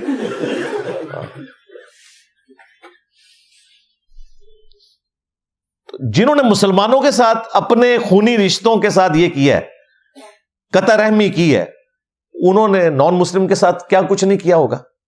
تو ہم بالکل جسٹیفائی نہیں کرتے، بالکل کسی کے دماغ میں یہ بات نہ آئے کہ ہم اس طرح کی غلط چیز کو جسٹیفائی کریں گے، ناٹ ایٹ آل، کبھی بھی نہیں کریں گے. اچھا میرے بھائیو، اب اینڈ پہ میں مختصراً وہ 10 بڑے بڑے ایشوز جو نان مسلمز کے ساتھ ریلیٹڈ ہیں وہ میں بیان کر دیتا ہوں. ایک بڑا ایشو تو ہم ڈسکس کر چکے ہیں جو آج کا مین ٹاپک تھا، لیکن اس کے علاوہ 10 بڑے بڑے ایشوز ایسے ہیں جو اکثر نان مسلمز بھی مسلمانوں سے سوال پوچھتے ہیں، بلکہ مسلمان بھی اپنے علماء سے پوچھ رہے ہوتے ہیں کہ اس کا شرعی حکم بیان کریں. وہ جو 10 بڑے بڑے ایشوز ہیں میں انہیں ایک ایک کر کے بیان کر دیتا ہوں مختصراً، تاکہ ایک ہی جگہ کے اوپر یہ ساری ریکارڈنگ آ جائے. مستقبل میں کبھی آپ کو نان مسلمز کے حوالے سے کوئی بھی اس اعتبار سے پرابلم آئے تو یہ ایک ویڈیو شیئر کر دیں تو وہ انشاءاللہ تعالی کافی ہو جائے گی انشاءاللہ. ایشو نمبر 1، کیا غیر مسلم کے ساتھ کھانا پینا جائز ہے؟ بالکل کسی بھی نان مسلم کے ساتھ کھانا پینا جائز ہے، بشرطے کہ وہ حلال کھانا ہو، حرام کھانا نہ ہو. اور جب میں نان مسلم بول رہا ہوں تو اس میں صرف اہل کتاب شامل نہیں ہے، جیوز اور کرسچنز، بلکہ اس میں ہندو بھی شامل ہیں، مجوسی بھی شامل ہیں، سکھ بھی شامل ہیں، بدھسٹ بھی شامل ہیں، ایتھیسٹ بھی شامل ہیں، قادیانی بھی شامل ہیں. سب کے سب نان مسلم کے ساتھ آپ کھانا پینا کر سکتے ہیں، اس کی اسلام میں کوئی ممانعت نہیں ہے، اور اس کے اوپر اجماع ہے، اتفاق ہے. اور اس کو سپورٹو وہ آیت بھی ہے سورۃ المائدہ کی جس میں اللہ تعالیٰ نے اس سے بھی ایک سٹیپ آگے بیان کیا ہے، اور وہ ہے کہ آج کے دن تمہارے لیے اہل کتاب کا کھانا حلال کر دیا گیا ہے. اہل کتاب کا ذبیحہ بھی جو اللہ کے نام کا ہوگا نا وہ حلال ہے. اگر کوئی جیوز اور کرسچنز میں سے اللہ کا نام لے کر ذبح کرے تو اس کا ذبیحہ مسلمان کے لیے حلال ہے. لیکن یہ والا جو معاملہ ہے یہ صرف جیوز اور کرسچنز والا ہے. اگر کوئی ہندو، سکھ یا بدھسٹ اللہ کا نام لے کر ذبیحہ کرے گا اس کا کھانا مسلمان کے لیے حلال نہیں ہوگا. یہ اللہ تعالیٰ نے ایک فرق کیا ہے بت پرست مشرک اور اہل کتاب مشرک کے درمیان، یا آپ جنرل کر لیں کہ اہل کتاب مشرک اور نان اہل کتاب مشرکین میں اللہ تعالیٰ نے فرق کیا ہے. اگرچہ اہل کتاب بھی مشرک ہیں، ظاہر ہے جیزس کرائسٹ کو اللہ کا بیٹا کہہ رہے ہیں، شرک ہے، لیکن اللہ تعالیٰ نے انہیں بینیفٹ دیا ہے کہ یہ آسمانی مذہب کے ماننے والے ہیں، اس وجہ سے ان کا ذبیحہ حلال ہے.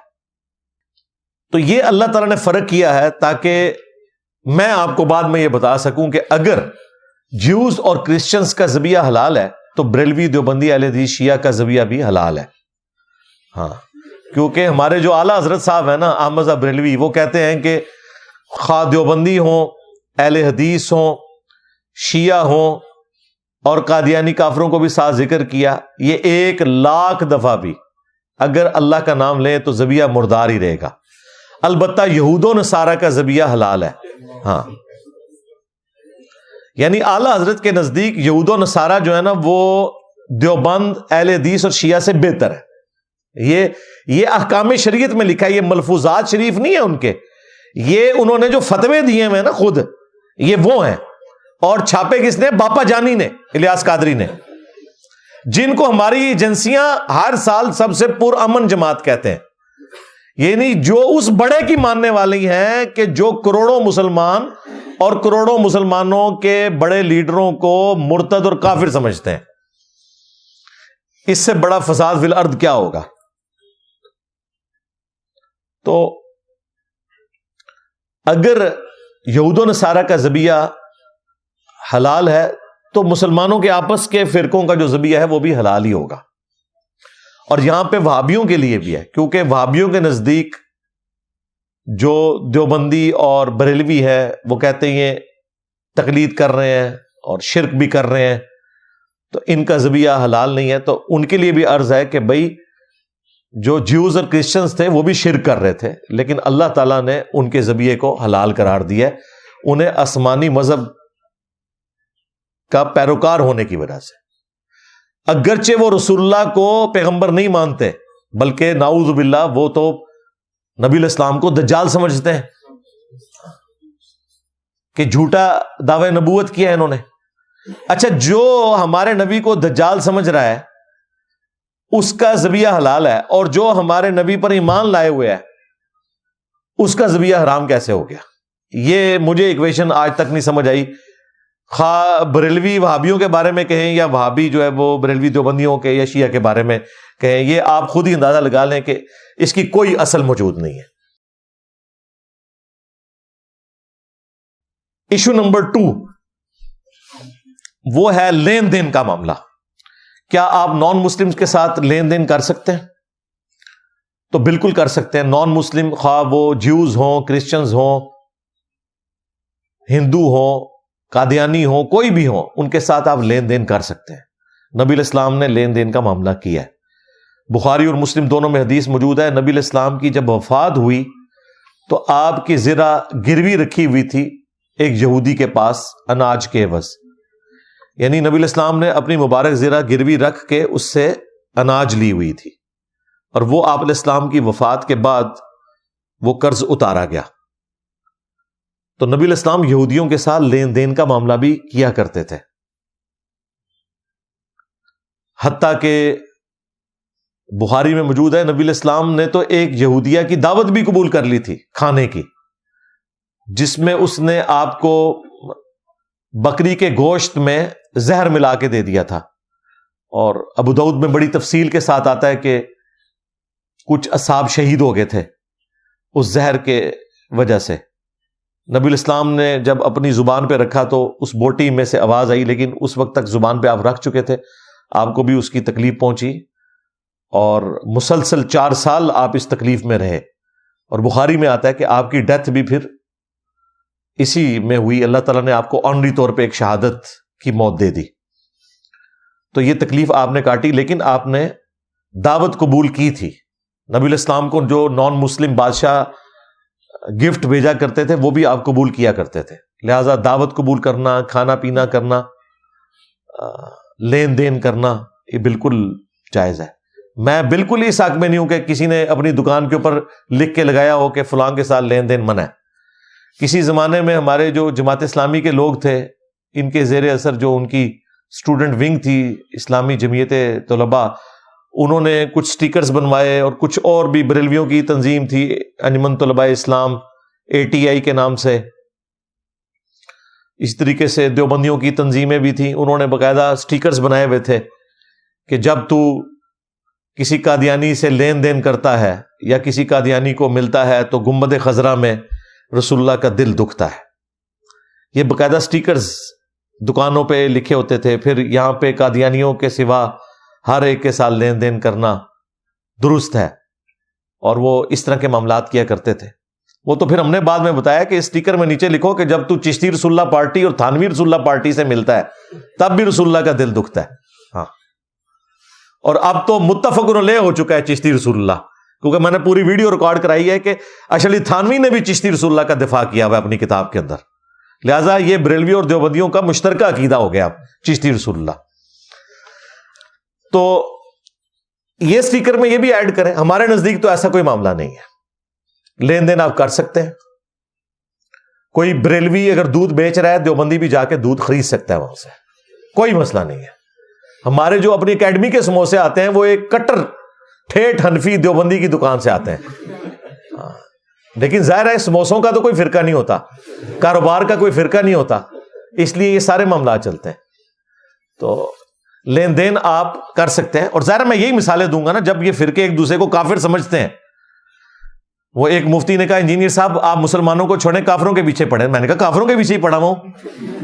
اعلیٰ حضرت ہمیں پہلے ہی بتا گئے ہیں کہ دیوبندی جو ہیں کافر ہیں، واجب القتل ہیں، مرتد ہیں حسام الارمین میں، اور احکام شریعت میں تو انہوں نے لکھا کہ دیوبندی ہوں اور وہابی ہوں شیعہ ہوں سب کو وہ کافر کہے گئے ہیں. تو آپ کے بڑوں کی نظر میں دوسرے بڑے سارے کافر، ان کے ماننے والے کافر. اور دیوبندیوں کا جو وہ مفتی جو یہ بنا ہوا تھا فرنٹ مین، اس کے لیے میں کہوں گا کہ بھی تیرے بڑوں نے بھی احمد بریلوی کو شیطانی لشکر ڈکلیئر کیا المہند علی المفند کے اندر، اور ان کی پوری جماعت کو، اور کہا کہ علماء دیوبند رضی اللہ عنہم پر حملہ آور ہوئے ہیں. 14ویں صدی کے مولویوں کو رضی اللہ عنہم، جس طرح کے شیاطین حملہ آور ہوتے تھے انبیاء پہ. اپنے بابوں کو اس نے انبیاء کی جگہ پہ رکھا. ٹھیک ہے، یہ سمجھانے کے لیے ریزیمبلنس ہو سکتی ہے، ہم اسے کوئی گستاخی نہیں سمجھتے. لیکن اس میں مسئلہ یہ ہے کہ انبیاء کے خلاف جو شیاطین کھڑے ہوتے تھے نا وہ کافر ہوتے تھے. تو اس کا مطلب یہ ہے کہ تم پھر بریلویوں کو کافر ہی سمجھتے ہو. اور اہل حدیث کو لکھا خوارج کی ایک جماعت ہے المہند میں، آج چندے اور ریال انہی سے جا کے لیتے ہیں. تو ہم الحمدللہ کافروں کے خلاف ہی کام کر رہے ہیں جو مسلمانوں میں گھسے ہوئے کافر ہیں، اور یہ ہمیں آپ نے بتایا. ہمارے نزدیک تو سارے مسلمان ہیں اللہ کے فضل سے. تو یہ سب کے ساتھ لین دین ہو سکتا ہے. ایشو نمبر 3 وہ ہے نکاح کا معاملہ، شادی کرنے کا معاملہ. تو وہ بھی سورۃ المائدہ میں اللہ تعالیٰ نے ایکسیپشن دے دی ایک، کہ جو اہل کتاب کی عورتیں ہیں نا وہ مسلمان مردوں کے لیے حلال ہے. مسلمانوں کی کوئی عورت اہل کتاب مرد کے ساتھ شادی نہیں کر سکتی، لیکن اہل کتاب کوئی عورت یعنی جیوز اور کرسچنز میں سے وہ کسی مسلمان مرد کے ساتھ شادی کر سکتی ہے. اور یہاں شادی سے مراد وہ نہیں ہے جو آپ لوگ دوسرے ملکوں میں جانے کے لیے کاغذی شادی کرتے ہو، وہ بالکل حرام ہے. شادی اسلام میں خاندانی سسٹم کو چلانے کے لیے ہوتی ہے، یہ ذہن میں رکھیے گا، یہ کاغذی کارروائیوں کے لیے نہیں ہوتی. البتہ ادر دین جو یہود و نصارہ ہیں، نہ تو ان کی عورتیں مسلمانوں کے لیے حلال ہیں، نہ مسلمان عورتیں ان کے مردوں کے لیے حلال ہیں. یہ صرف حکم عورتوں کا ہے، اور وہ بھی اہل کتاب کی عورتیں مسلمان مردوں کے لیے جائز ہیں. لہٰذا کسی ہندو عورت کا مسلمان مرد کے ساتھ یا مسلمان عورت کا ہندو مرد کے ساتھ شادی والا نکاح والا معاملہ نہیں ہو سکتا. یہ بالکل کلیئر کٹ سمجھ لیں آپ. اس میں ایک تفرد ہے ابن عمر کا جو بعض اہل حدیث بھی پیش کرتے ہیں، اس کی وجہ سے وہ کہتے ہیں کہ بریلوی اور اہل حدیث کی شادی نہیں ہوتی ہے. تو ہم اسے پوچھتے ہیں کہ بھائی جب یہود و نصارہ کی لڑکیوں کے ساتھ مسلمان شادی کر سکتے ہیں تو ایک بریلوی لڑکی کے ساتھ ایک وہابی لڑکے کی شادی کیوں نہیں ہو سکتی؟ تو وہ کہتے ہیں اس لیے کہ وہ مشرک ہے. ہم کہتے ہیں وہ یہود و نصارہ بھی مشرک ہے، تو وہ کہتے ہیں یہود و نصارہ کے ساتھ بھی نہیں ہو سکتی. پھر وہ آگے چلے جاتے ہیں. لیکن یہ چند ایک جذباتی لوگ ہیں، میں اس کو کوئی اس فرقے کی ریپرزنٹیشن نہیں سمجھتا. انہیں اپنے فاسد عقیدے کی حفاظت کے لیے جھوٹ بولنا پڑتا ہے، اور پھر سہارا لیتے ہیں صحیح بخاری سے عبداللہ ابن عمر کا. کیونکہ عبداللہ ابن عمر جو تھے وہ جو سورۃ البقرہ کی آیت نمبر 221 ہے نا، جس میں اللہ تعالیٰ نے فرمایا کہ کوئی مسلمان کسی مشرکہ عورت کے ساتھ شادی نہ کرے یہاں تک کہ وہ ایمان لے آئے. اس سے بہتر ہے کہ وہ کسی غلام عورت کے ساتھ شادی کر لے ہو جو مومنہ، اور پھر اسی طریقے سے مومنہ عورت کے لیے بھی کہا گیا کہ وہ کسی مشرک مرد کے ساتھ شادی نہیں کر سکتی. اس آیت کے کانٹیکسٹ میں امام بخاری لے کر آئے کہ ابن عمر یہ کہتے تھے کہ میرے نزدیک تو اس سے بڑا کوئی شرک ہی نہیں ہے کہ کوئی شخص عیسیٰ ابن مریم کو اللہ کا بیٹا کہے یا کہے کہ وہ اللہ ہی ہے، خواہ وہ کیتھولک ہو یا پروٹیسٹنٹ. آج کل، اس زمانے میں جیکوبائٹس تھے، آج کل پروٹیسٹنٹ ہیں. عبداللہ ابن عمر یہود و نصارہ کو بھی مشرکین کی کیٹیگری میں فال کرواتے تھے، لیکن امت نے ان کا یہ فتویٰ قبول نہیں کیا کیونکہ یہ فتویٰ قرآن کے بھی خلاف ہے. سورہ بقرہ کے بعد سورۃ المائدہ نازل ہوئی ہے اور اس میں اللہ تعالیٰ نے اہل کتاب کی عورتوں کے ساتھ شادی کی اجازت دے دی ہے.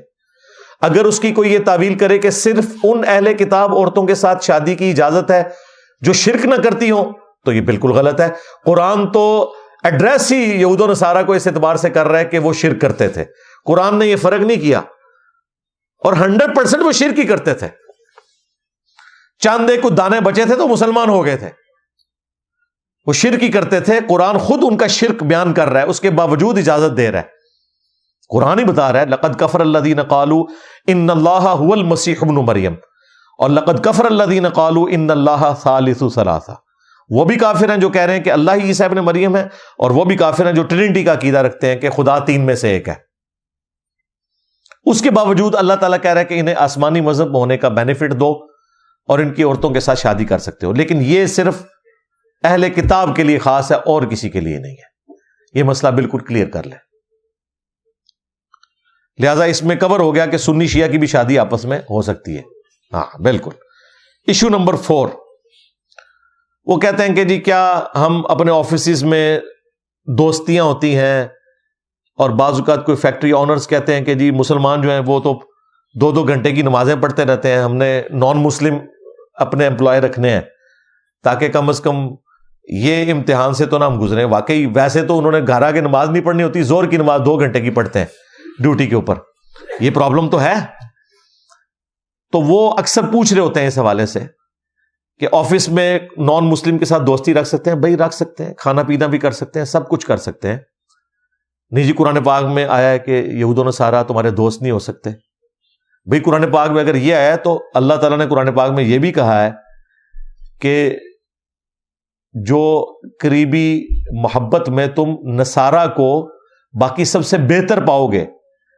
اسلام دشمنی کے اعتبار سے جیوز اور مشرکین زیادہ بڑے ہیں، لیکن یہ نصارہ جو ہیں یہ مسلمانوں کے زیادہ قریب ہیں کیونکہ ان میں قسیسین ہیں، رہبان ہیں، یہ تکبر نہیں کرتے، نرم دل لوگ ہیں. تو یہ چیزیں بھی بیان ہوئی ہیں. اس کے علاوہ بھی قرآن پاک میں اللہ تعالیٰ نے فرمایا کہ اہل کتاب میں ایسے لوگ بھی ہیں کہ ان کے پاس ڈھیروں ڈھیر تم سونا بھی رکھوا لو تو وہ کبھی بھی اس میں خیانت نہیں کریں گے. ان میں اچھے لوگ بھی ہیں، برے لوگ بھی ہیں. یہ ساری چیزیں لین دین والا معاملہ بھی ہونا ہے. ہاں جو چیز مذمت کی گئی وہ ہے یہود و نصارہ کو اپنا دوست نہ بناؤ اپنی دلی دوستی میں، جس میں آپ کوئی حکومتی راز ان کے ساتھ شیئر کرتے ہیں. یہ دوستی منع ہے. ورنہ اگر مطلقاً دوستی منع ہو تو مجھے بتائیں بیوی سے زیادہ انسان کا کون دوست ہوتا ہے؟ کیا بیوی کے ساتھ دشمنی کا رشتہ ہوتا ہے؟ قرآن تو کہہ رہا ہے کہ ہم نے میاں بیوی میں محبت ڈال دی ہے. تو اگر جیوز اور کرسچنز کی عورتوں کے ساتھ شادی کی اجازت ہے تو دوستی کی اجازت تو خود بخود اس میں ہوگی. لیکن آپ نے مسلمانوں کا کوئی راز ایسا نہیں بتانا، اور وہ تو کسی مسلمان بیوی کو بھی نہیں بتانا. ہاں بالکل سیدھی سی بات ہے. ہم نے جو سیکیورٹی اوتھ دیا ہوتا ہے ایٹامک انرجی کے اداروں میں، ہم اپنے فیملی ممبرز کے ساتھ بھی صرف اتنی ڈسکشن کر سکتے ہیں جتنی پبلکلی رپورٹ ہوئی بھی ہے، میڈیا میں آ جائے یا ویب سائٹس پہ اویلیبل ہو. باقی ساری تفصیلات تو نہیں بتاتے ان کو. تو اس طرح کی دوستی کرنا وہ منع ہے. لیکن آپ کے ملک میں انہی اداروں سے لوگ جو ہیں وہ خریدتے ہیں ہمارے دشمن، اور باہر ملکوں میں جا کے وہ پھر پاکستان کے خلاف کتابیں پوری پوری لکھتے ہیں. اور یہ سارے کتابیں لکھنے والے اس ادارے سے تعلق رکھتے ہیں جو پوری قوم کو حب الوطنی کا درس دیتا ہے. انہی کے اداروں سے سارے بھاگ کے گئے ہوئے ہیں جو اس قسم کی حرکتیں کرتے ہیں. تو دلی دوستی اس اعتبار سے کہ کوئی مسلمانوں کا راز لیک ہو جائے یہ نہیں کرنی. باقی ٹھیک ہے، گپ شپ بھی کریں، مدد بھی کریں، مشکل آ جائے تو ان کے ساتھ چلیں، وہ سب کچھ کر سکتے ہیں، اپنے سارے آفس کے معاملات لے کے چلیں۔ ایشو نمبر 5 وہ ہے سلام کرنے کا مسئلہ، کہ آپ کیا نان مسلم کو سلام کر سکتے ہیں یا اس کے سلام کا جواب دے سکتے ہیں؟ اس کے حوالے سے عموماً ایک حدیث پیش کی جاتی ہے صحیح مسلم سے کہ نبی علیہ السلام نے فرمایا کہ کبھی بھی جیوز اور کرسچنز کو سلام کرنے میں پہل نہ کرو، اور اگر راستے میں ملیں تو انہیں کنارے پر چلنے پر مجبور کر دو، مین راستے پہ تم چلو۔ اس حدیث کے الفاظ ہی بتا رہے ہیں کہ یہ اسپیسیفکلی کسی ایک خاص ایشو سے ریلیٹڈ ہے، جب مسلمانوں کی ایک ان کے ساتھ جنگ والا معاملہ اور ایک کولڈ وار بھی چل رہی تھی، اس حوالے سے یہ جنرل حکم نہیں ہے۔ دوسرا، اس حدیث سے تو ثابت ہو گیا کہ آپ نان مسلم کو سلام کا جواب دے سکتے ہیں، کیونکہ اس میں تو الفاظ ہیں کہ پہل نہ کرو، اس کا مطلب ہے کہ وہ پہل کرے تو تم جواب دے سکتے ہو، امپلائڈ ہے اس میں۔ اب ہمارا مقدمہ یہ کہ نان مسلم کو آپ سلام کر سکتے ہیں، ان کے سلام کا جواب بھی دے سکتے ہیں اور سلام میں پہل بھی کر سکتے ہیں۔ کیسے؟ دیکھیں، بخاری اور مسلم دونوں میں حدیث موجود ہے کہ یہودی جب مسلمانوں کو سلام کیا کرتے تھے نا، تو وہ کہا کرتے تھے السلام علیکم، یعنی سلام کی لام چھوڑ دیتے تھے اور یہ الفاظ کو بگاڑتے تھے، اور یہ ان کی عادت تھی۔ حتتن کو انہوں نے حنتتن کہنا شروع کر دیا، سمعنا و اطعنا کو سمعنا و عصینا کہنا شروع کر دیا۔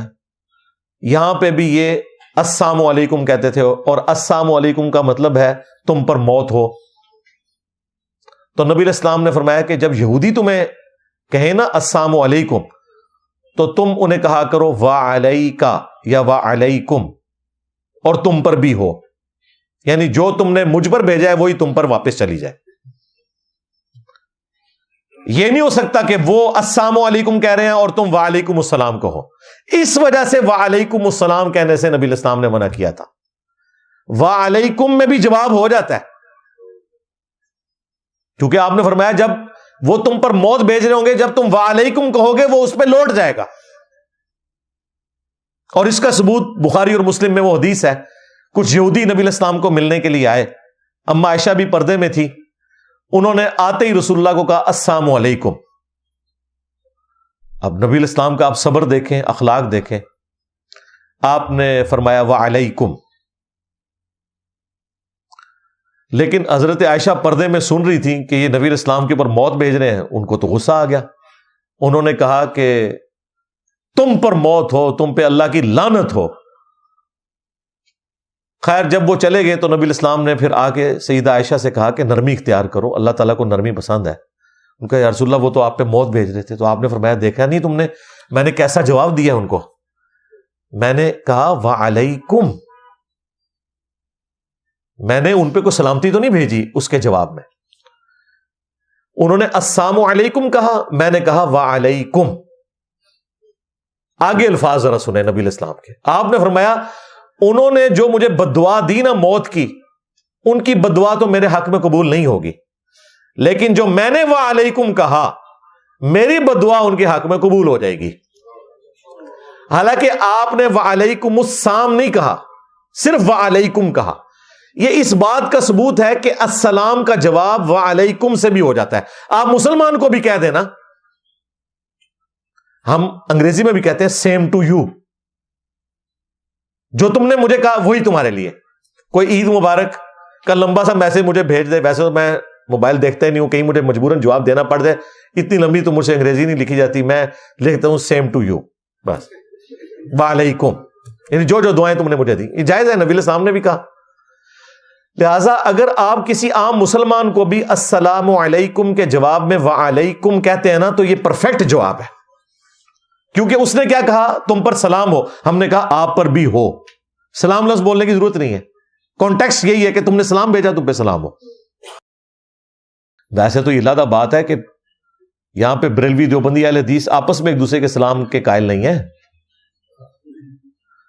ہم جب دعوت اسلامی میں تھے تو ہم تو وہابیوں کے سلام کا جواب نہیں دیتے تھے، ہم تو وعلیکم بھی نہیں کہتے تھے۔ میں ہمیشہ وہابیوں کو سلام میں پہل کیا کرتا تھا اس زمانے میں، اور کیا کہتا تھا؟ السلام علینا، علینا آہستہ آواز میں، یعنی مجھ پہ ہی سلام ہو. السلام ہم اونچا بول تو اس کو یہی سمجھ آتی تھی السلام علیکم کا ہے. یعنی یہ ہماری تربیت تھی. ظاہر ہے ہم اعلیٰ حضرت کے ماننے والے تھے. یہ تو اللہ نے بعد میں توفیق دی اور پتہ چلا کہ یہ کس طریقے سے نفرتیں ان لوگوں نے پھیلائی ہیں. تو وعلیکم سے بھی جواب ہو جاتا ہے. اگر اب کوئی نان مسلم آپ کو واضح الفاظ میں کہہ رہا ہے السلام علیکم، تو اب آپ کا جواب صرف وعلیکم نہیں ہونا چاہیے، اگرچہ اس سے بھی جواب اس کو ہو جائے گا، لیکن اخلاقیات کا تقاضا یہ ہے کہ اب آپ پورا اسے جواب دیں وعلیکم السلام، کیونکہ اس نے السلام علیکم تو نہیں آپ کو کہا نا. لہذا وہ جو ایک قدغن تھی نا، وہ وجہ اٹھ گئی. وہ وجہ پیچھے یہ تھی وعلیکم کہنے کی. آج کل تو اللہ کا شکر ہے کہ basic human rights, human dignity جس طرح دنیا میں ہے، اب تو کوئی اس قسم کی حرکت نہیں کرتا. سوشل میڈیا پہ ضرور گالی گلوچ کرتے ہیں، آمنے سامنے کوئی نہیں کرتا اس طریقے سے کہ کسی کو السلام علیکم کہے. لہٰذا آج اگر کوئی نان مسلم سلام کرے اور صحیح الفاظ سے کر رہا ہے تو آپ وعلیکم السلام پورا بھی اس کو کہہ سکتے ہیں اور پہل بھی کر سکتے ہیں. ہاں جی، بخاری مسلم میں حدیث ہے، نبی علیہ السلام ایک چوراہے سے گزرے جہاں پہ کچھ مشرکین تھے، کچھ یہودی تھے، کچھ مسلمان تھے. بخاری مسلم کے الفاظ ہیں، نبی علیہ السلام نے سلام میں پہل کی السلام علیکم ورحمۃ اللہ. یعنی سلام میں آپ کفار کے لیے پہل بھی کر سکتے ہیں اس حدیث کے تحت. یہی وجہ ہے کہ ڈاکٹر ذاکر نائک جب کبھی بھی پبلک اپنی آڈینس سے جلسوں میں، اپنے پروگراموں میں خطاب کرتے ہیں تو وہ پھر اس میں کیا کہتے ہیں، اس میں تو نان مسلم بھی ہوتے ہیں، بعض اوقات 20 سے 25% نان مسلم. I welcome all of you with the Islamic greetings. السلام علیکم ورحمۃ اللہ وبرکاتہ. میں آپ تمام لوگوں کو جو اسلام کے آداب ہیں اس میں ویلکم، خوش آمد کہتا ہوں اسلام کے ان الفاظ کے ساتھ السلام علیکم ورحمۃ اللہ.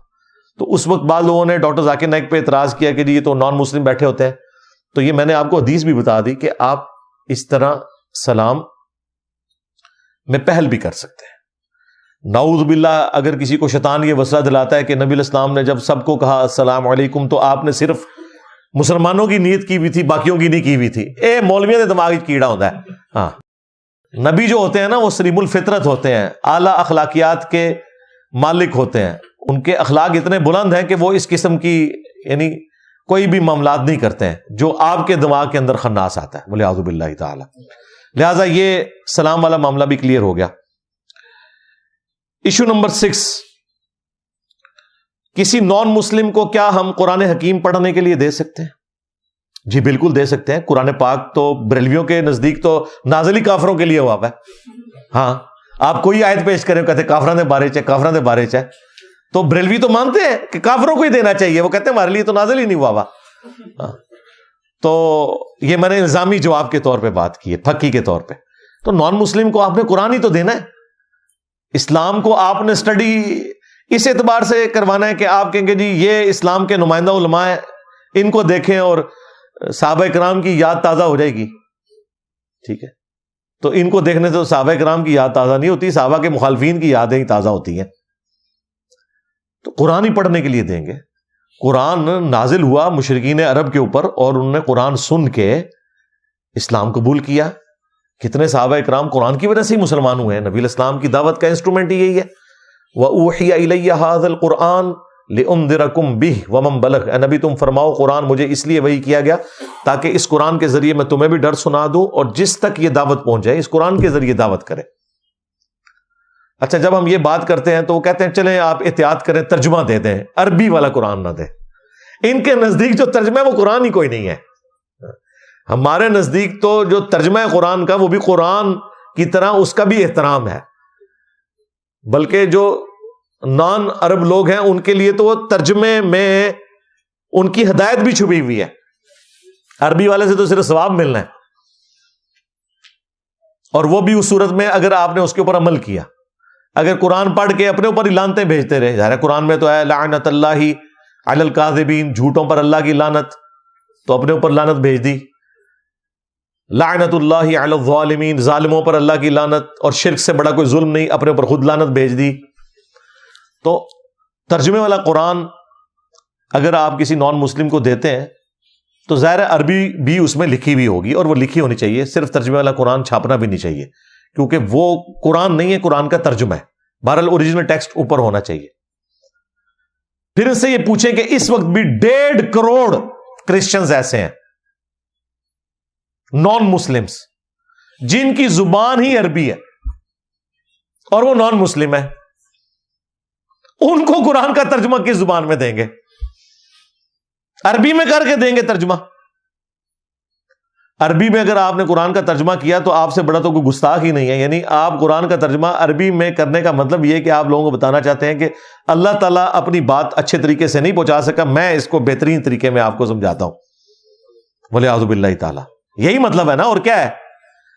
قرآن جب بیسٹ عربی میں اللہ ہی نازل کر سکتا تھا اور آسان عربی میں، اللہ تعالیٰ نے کافروں کے طعنے برداشت کر لیے کہ یہ کیسی کتاب ہے جس میں مکھی کی مثال ہے اور مکڑی کی مثال ہے۔ اللہ نے کہا کہ میرا مقصد کسی کے اوپر روب ڈالنا نہیں ہے، اللہ اس بات سے حیا محسوس نہیں کرتا کہ وہ مچھر کی مثال بیان کرے یا اس سے بھی کسی حقیر چیز کی، اور جو حق قبول کرنے والے ہیں وہ جانتے ہیں کہ یہ اللہ کی طرف سے، اور جن کے دلوں میں ٹیڑھ پن ہے اور جو بات نہیں ماننا چاہتے تو وہ اس میں ٹیڑھ پن تلاش کرتے ہیں، کہتے ہیں اس مثال سے اللہ نے کیا نکالا، تو اللہ تعالیٰ نے پھر اس پہ غصہ نکالتے ہوئے کہا یضل بہ کثیرا ویہدی بہ کثیرا، اللہ نے اس لیے نازل کیا کہ تاکہ تم اس کا انکار کر کے گمراہ ہو جاؤ۔ اللہ تعالیٰ بہت سے لوگوں کو گمراہ کرتا ہے، بہت سے لوگوں کو ہدایت دیتا ہے، جس کو یہ کہتے ہیں قرآن جو ہے وہ گمراہ کرنے والی کتاب بھی ہے۔ مسلمان کہہ رہے ہوتے ہیں جی قرآن پڑھ کے آپ گمراہ بھی ہو سکتے ہیں، یعنی آپ نان مسلم کو کہیں کہ یہ لو قرآن پڑھو، 50-50 چانسز ہیں، گمراہ بھی ہو سکتے ہو۔ ایسا شخص کافر ہے جس کا یہ عقیدہ ہے کہ قرآن گمراہ کرتا ہے۔ ہاں، گمراہ نہیں ہے، وہ کافر ہے۔ یہ تو بات ہی کچھ اور تھی۔ اللہ نے کہا جو قرآن کو مانتے ہیں نا وہ ہدایت پہ آ جاتے ہیں، اور جو قرآن کو نہیں مانتے اور کہتے ہیں کہ اللہ اتنی بڑی ہستی ہے، اسے کیا پڑی تھی چھوٹی چھوٹی مثالیں دینے کی، تو اللہ نے تو ہر بندے کو سمجھانا ہے نا۔ جس طرح لوگ مجھے بھی کہتے ہیں جی انجینئر صاحب آپ جو ہیں وہ پنجابی کے الفاظ کیوں بولتے ہیں؟ بھائی میں نے تو پنجابیوں کو بھی سمجھانا ہے، میں نے تو انگریزی جاننے والوں کو بھی سمجھانا ہے، تو میرا مقصد تو بات سمجھانا ہے۔ تو اللہ تعالیٰ نے فرمایا کہ یہ اس لیے تاکہ لوگوں کو بات سمجھائی جائے، تو جو قرآن پہ عمل نہیں کرتے وہ گمراہ ہوتے ہیں۔ تو قرآن آپ پڑھنے کے لیے نان مسلم کو دیں، بلکہ اپنی دوستی کا حق ادا کریں۔ میرے پاس پچھلے دنوں وہ ہرمیت سنگھ آئے تھے پوڈ کاسٹ کے لیے، تو میں نے انہیں قرآن پاک گفٹ کیا۔ ہمارے پاس قرآن ہی تو ہے گفٹ کرنے کے لیے۔ نان مسلم تو قرآن کا ترجمہ پڑھ کے انگریزی میں مسلمان ہو رہے ہیں، اور مسلمانوں کا مولوی کہتا ہے قرآن ڈائریکٹ نہ پڑھنا گمراہ ہو جاؤ گے۔ اندازہ کر لیں آپ، علماء سے پوچھ کے چلیں، علماء سے پوچھیں گے تو وہ کہیں گے قرآن نہیں جب پڑھنا، پوچھ کے چلیں۔ باقی اس میں جو لوگ کہتے ہیں نا کہ قرآن کی آیت ہے لا یمسہ الا المطہرون، قرآن کو ہاتھ نہ لگائیں مگر صرف پاکیزہ لوگ ہی۔ میرے بھائی اس آیت کو آپ شروع سے پورے کانٹیکسٹ کے ساتھ پڑھیں۔ کافر یہ کہتے تھے یہ قرآن اللہ تعالیٰ کی طرف سے نازل نہیں ہوا بلکہ شیاطین نے محمد کے اوپر اتارا ہے، نعوذ باللہ۔ تو اللہ تعالیٰ نے فرمایا انہ لقرآن کریم، بے شک یہ بڑی عزت والا قرآن ہے،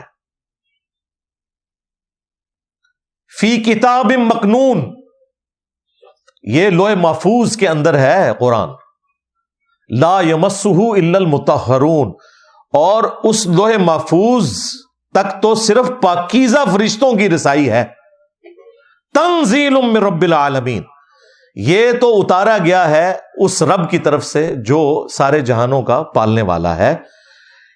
یعنی جہاں پہ قرآن اللہ نے محفوظ کیا ہوا ہے وہ ایسی عزت والی جگہ ہے کہ صرف پاکیزہ فرشتے وہاں پہ جاتے ہیں۔ اوریجنل قرآن، یہ اوریجنل قرآن نہیں ہے، اس اوریجنل قرآن کی کاپی ہے، اوریجنل قرآن اللہ کے پاس ہے، بل ہوا قرآن مجید فی لوح محفوظ، یہ اس کی کاپی ہے ہمارے پاس۔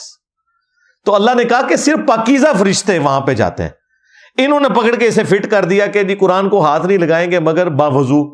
ٹھیک ہے، آپ اسے ایکسٹراپولیٹ کرتے ہوئے یہ بات کر سکتے ہیں، وضو کے لیول تک تو اتنی شرط نہیں ہے، لیکن جنبی نہیں ہونا چاہیے کسی شخص کو، یہ ایک الگ سے مسئلہ ہے، اس کے اوپر میری علیحدہ سے ویڈیوز ریکارڈ ہے۔ لیکن نان مسلم کے اوپر تو کوئی شریعت اپلائی نہیں ہوتی نا.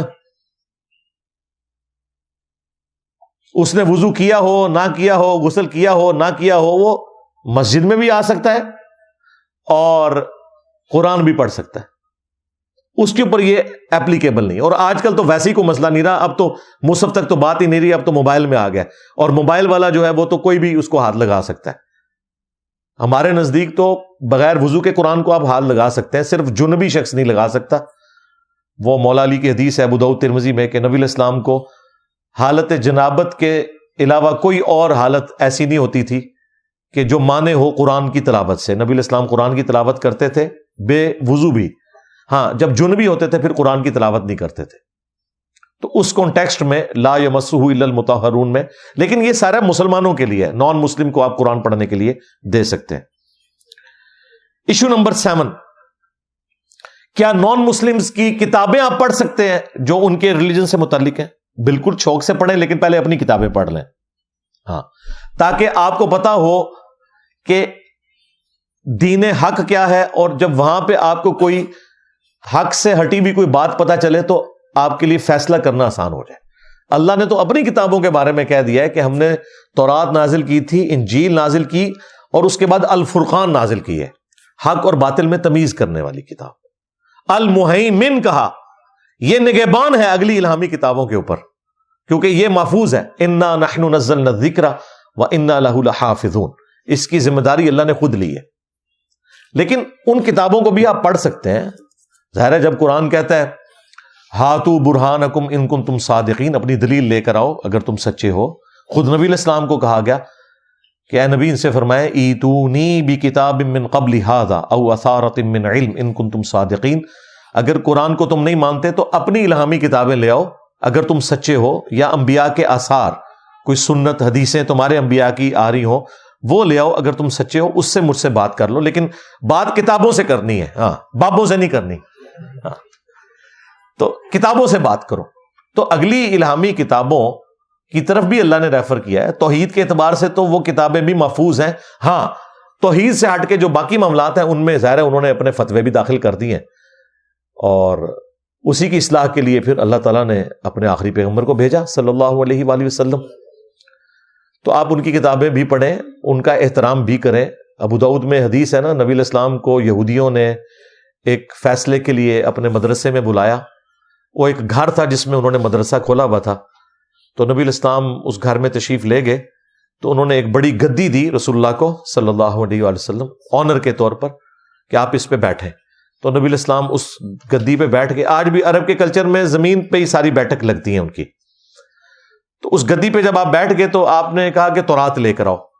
تورات جب وہ لے کر آئے تو نبی علیہ السلام نے اپنی پیٹھ کے نیچے سے وہ گدی نکال کے خود زمین پہ بیٹھ گئے اور اس گدی کے اوپر تورات کو رکھا، وہ تورات جو کہ ٹیمپرڈ فارم میں تھی، اور کہا کہ میں ایمان لایا تجھ پر بھی اور تیرے نازل کرنے والے پر بھی. تورات کو جو تبدیل شدہ تھی، رسول اللہ نے کہا میں تیرے پر بھی ایمان لایا، تیرے نازل کرنے والے کے اوپر بھی ایمان لے کے آیا. کیوں؟ توحید تو اس میں محفوظ ہے. پھر نبی علیہ السلام نے اس سے فیصلہ ان کا کیا. یہ نبی علیہ السلام نے امت کو درس دیا کہ باقی مذاہب کی الہامی کتابوں کی بھی آپ نے قدر کرنی ہے. ہاں، یہ نہ ہو کہ کسی مذہب کے ماننے والوں کے ساتھ دشمنی آپ کو اس پہ ابھارے کہ آپ جو ہے وہ حق کا راستہ چھوڑ دیں. یہ نہیں ہونا چاہیے. وَلَا يَجْرِمَنَّكُمْ شَنَآنُ قَوْمٍ عَلَىٰ أَلَّا تَعْدِلُوا اعْدِلُوا هُوَ أَقْرَبُ لِلتَّقْوَىٰ. دیکھنا کسی قوم کی دشمنی تمہیں اس بات پہ نہ ابھارے کہ تم انصاف کا راستہ چھوڑ دو. انصاف کرو، یہی تقوی کے قریب ہے، یہی تقوی کی روش ہے. وَلَا تَسُبُّوا الَّذِينَ يَدْعُونَ مِن دُونِ اللَّهِ فَيَسُبُّوا اللَّهَ عَدْوًا بِغَيْرِ عِلْمٍ. لوگوں کے جھوٹے خداؤں کو بھی گالی نہیں دینی، ورنہ وہ انجانے میں تمہارے سچے خدا کو گالی دیں گے. لیکن یہ یاد رکھیے گا یہ نان مسلم کے لیے ہے. ہاں، اگر کوئی مسلمان اپنے رب کے ساتھ، اپنے نبی کے ساتھ غداری کرے گا نا تو اس کا بابا نہیں آپ نے چھوڑنا. ہاں، میرے نبی سا ہے ہی کوئی نہیں، تیرے بابے تھے شاہی کوئی نہیں. یہ اپنے بابوں کو بچاتے ہیں اس آیت کے پیچھے، جی لوگوں کے جھوٹے خداؤں کو نہ. اچھا، اس کا مطلب ہے تمہارے جو بابے واقعی جھوٹے خدا ہوئے، پھر تمہارے یہ مانو. پھر یہ کافروں کے بارے میں ہے کہ کافروں کے جھوٹے خداؤں کو برا نہیں کہنا، وہ تمہارے سچے خدا کو برا کہیں گے. لیکن جو اپنے مسلمان ہیں، اگر وہ اسلام کا لبادہ اوڑھ کر ہمارے خدا اور اس کے رسول کی تعلیمات کو بگاڑیں گے تو ان کے لیے پھر حضرت عمر کی تلوار ہے اور میری زبان ہے. ذہن میں رکھیے گا. مجھے بتائیں، یہ جو UN میں قیدیوں کے حقوق ہیں وہ دشمن فوج کے قیدیوں کے حقوق ہیں. اگر پاکستان کا اپنا فوجی کوئی غداری کرے گا نا تو وہ یہ نہیں کہے گا مجھے UNO کی قراردادوں کے مطابق سزا دی جائے، نہ، اس کے لیے ڈیتھ پینلٹی ہے، پہلے دن حلف لیا جاتا ہے. کیوں؟ کیونکہ وہ فوج کا حصہ تھا، اس نے غداری کی. ہاں، کوئی انڈیا کا فوجی آ کے ہمارے ساتھ ایسا معاملہ کرے گا، اس کے لیے قیدیوں والے حقوق ہوں گے، اسے وکیل بھی دیا جائے گا، وہ سزا بھگت کے واپس بھی کیا جائے گا، اس پہ پورا مقدمہ چلے گا. لیکن جو اپنا کرے گا غداری، اس کی سزا ہوگی قتل. یہاں پہ بھی اگر کوئی مسلمان اللہ اور اس کے رسول کے ساتھ غداری کرے گا نا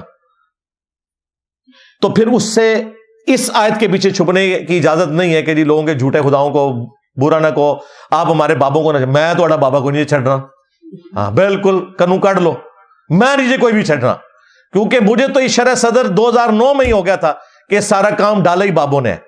تو دیکھیں میں نے کس طریقے سے پلاننگ کر کے آپ کے بابوں کو یہاں پہ پہنچا دیا ہے کہ آپ میمز بن رہی ہیں ان کی. پہلے کسی نے سوچا بھی تھا؟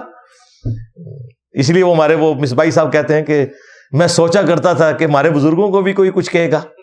ہاں، ایک وقت آئے گا لوگ اپنے اسلاف کو برا کہیں گے. تو میں اکثر سوچا کرتا تھا یار کوئی حضرت جنید بغدادی کو بھی برا کہے گا، کوئی حضرت بایزید بستامی کو بھی برا کہے گا، کوئی حضور غوث اعظم کو بھی برا کہے گا. کیسے ہوگا یہ؟ تو حضرت پھر جیلم کے اس لونڈے نے بتا دیا کہ ایسے ہوگا. تو مجھے دکھ ہوتا ہے کہ میں اس دور میں ہوں کہ جس دور میں حضور غوث اعظم کے لیے کہا جا رہا ہے کہ وہ تشیعی کوئی نہیں، کہ جس دور میں حضرت بایزید کے لیے کہا جا رہا ہے کہ بایزید تشیعی کوئی نہیں. اس جیلم کے لونڈے نے ثابت کر دیا حضرت کہ اس طرح ہوگا. حضرت تمہارے بزرگوں نے جب ہمارے بزرگوں کو یعنی نبی الاسلام، صحابہ اور اہل البیت کی شان کے اوپر ڈاکے مارے تو اللہ تعالیٰ نے ان کے اوپر کوئی بلا نہیں چھوڑنی تھی. ہاں، تمہارے بزرگوں نے ہمارے بزرگوں، بلکہ تمہارے بزرگوں نے نہ صرف ہمارے بزرگوں، اپنے بزرگوں کے ساتھ بھی غداری کر دی. تم لوگ جب یہ کہو گے کہ بایزید کا جھنڈا جو ہے محمد کے جھنڈے سے بھی بڑا ہوگا اور محمد اور تمام انبیاء اس کے جھنڈے کے نیچے ہوں گے، تو اللہ تعالیٰ بدلہ نہ لے. دیکھ لو پھر تم نے 1200 سال میں جتنی عزتیں ویل کی ہیں نا، 12 سال میں اللہ تعالیٰ نے کتے کی طرح ذلیل کروایا ہے. کتنی بڑی بلا تمہارے اوپر چھوڑ دی ہے. میرے نبی سا ہے ہی کوئی نہیں، تیرے بابے تھے شے ہی کوئی نہیں.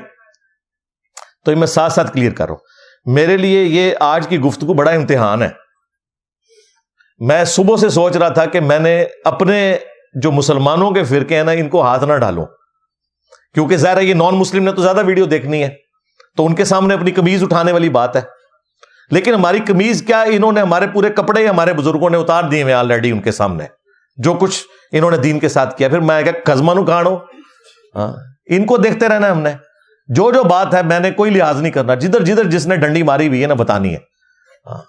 یہ اس قسم کے ہمیں جو بھاشن دیتے ہیں نا کہ جی وہ جی ہمارا اس وقت مشترکہ دشمن ہے، بھائی ہمارا سب سے بڑا دشمن وہ ہے جو ہمارے اندر گھسا ہوا ہے. ہاں، جس نے اسلام کی پیٹھ میں چھرا گھونپا ہے، اسلام کی پکچر ہی اتنی ملائن کی ہے کہ مسلمان نوجوان خود اپنے دین سے متنفر ہو گیا. ہمارے نوجوان کافروں کی وجہ سے متنفر نہیں ہے اپنے دین سے. کافروں کا تو تعارف ہی ان کو کہاں سے ہوتا ہے؟ اور جب کوئی بڑی عمر پہ پہنچے، اور آج کل بھی سوشل میڈیا کی وجہ سے تھوڑا بہت، ورنہ پہلے کیا تھا؟ یہ تمہارے مولوی ہیں جن کی وجہ سے متنفر ہوئی ہے ینگ جنریشن جو ہے، یہ کافروں کی وجہ سے متنفر نہیں ہوئی بھی ہے. لہذا یہ پہلے دشمن یہ ہیں ہمارے، یہ غدار ہیں. ایشو نمبر 8، اور وہ ہے کیا نان مسلمز کی عبادت گاہوں میں مسلمان جا سکتے ہیں؟ بالکل جا سکتے ہیں، لیکن وہاں پہ کوئی شرکیہ ایکٹیویٹی میں حصہ نہ لیں. وہ وزٹ کے طور پر جا سکتے ہیں. آیا صوفیہ جو کرسچن سے مسلمانوں نے لیا تھا، اب اسے دوبارہ سے کھول دیا گیا. پہلے تو میوزیم تھا، اب نماز جمعہ وہاں پہ شروع کروا دیا، اور نماز کے دوران جو جیزس کرائسٹ کی جو شبیہات بنی ہوئی ہیں دیواروں کے اوپر اس کے آگے پردہ لٹکا دیتے ہیں اور اس کے بعد پھر وہ کھول دیتے ہیں. اسی طریقے سے کورونا کے دنوں میں آپ نے دیکھا جیوز اور کرسچنز کی عبادت گاہوں میں جا کے مسلمانوں نے جمعے کی نماز ادا کی, کیونکہ سوشل ڈسٹینسنگ کی ضرورت تھی. تو ان کے وہ گرجے بڑے تھے ایریا وائز, مسلمانوں کی مسجدیں تو چھوٹی تھی, تو باقاعدہ انہوں نے کئی گرجے کنورٹ کیے ہیں اس اعتبار سے کہ وہاں پہ واش رومز بنائے تاکہ مسلمان بھی جمعے کی نماز پڑھ سکیں. کیونکہ بخاری مسلم واضح حدیث ہے کہ اللہ تعالیٰ نے 5 ایسی خصوصیات مجھے دی ہیں جو مجھ سے پہلے کسی پیغمبر کو نہیں دی. ان میں سے ایک یہ ہے کہ پوری زمین میرے لیے مسجد بنا دی گئی ہے, میرے امتی جہاں چاہے نماز ادا کر سکتے ہیں. تو اس میں آپ نان مسلم کی عبادت گاہوں میں بھی بشرطے سامنے کوئی شبیہ بت اس طرح کی چیز نہ ہو, نماز آپ ادا کر سکتے ہیں. اور ویسے وزٹ کے طور پر, نالج کے طور پر جانا, وہ سیرو فی الارض کے تحت ہی آتا ہے. وہ آپ کھنڈرات میں بھی جا سکتے ہیں, عبادت گاہوں میں بھی جا سکتے ہیں, اس میں کوئی شرعی طور پر گرفت نہیں ہے. ایشو نمبر 9, اور وہ ہے کرسمس اور ہولی دیوالی کے موقع کے اوپر جو مسلمانوں کو کوئی نیاز نظر وغیرہ بھیجتے ہیں. وہ ہم سے لوگ پوچھ رہے ہوتے ہیں جی ہم کھا لیں نہ کھائیں, ٹھیک ہے, اور ایسے مواقع کے اوپر ہم انہیں کیا بھیجیں. ظاہر ہے عید کے موقع پہ انہوں نے ٹافیاں کھائی ہوتی ہیں ان سے لے کے, تو جب کرسمس آئے گی تو انہیں بھی ٹافیاں کھلانی پڑ جاتی ہیں. تو میرا خیال ہے مسلمانوں کو توحید کے معاملے میں بالکل ننگی تلوار ہونا چاہیے, اور کوئی آر محسوس نہیں کرنی چاہیے. آر آپ تب محسوس کریں جب یہ توحید کا عقیدہ ہمارے ہاں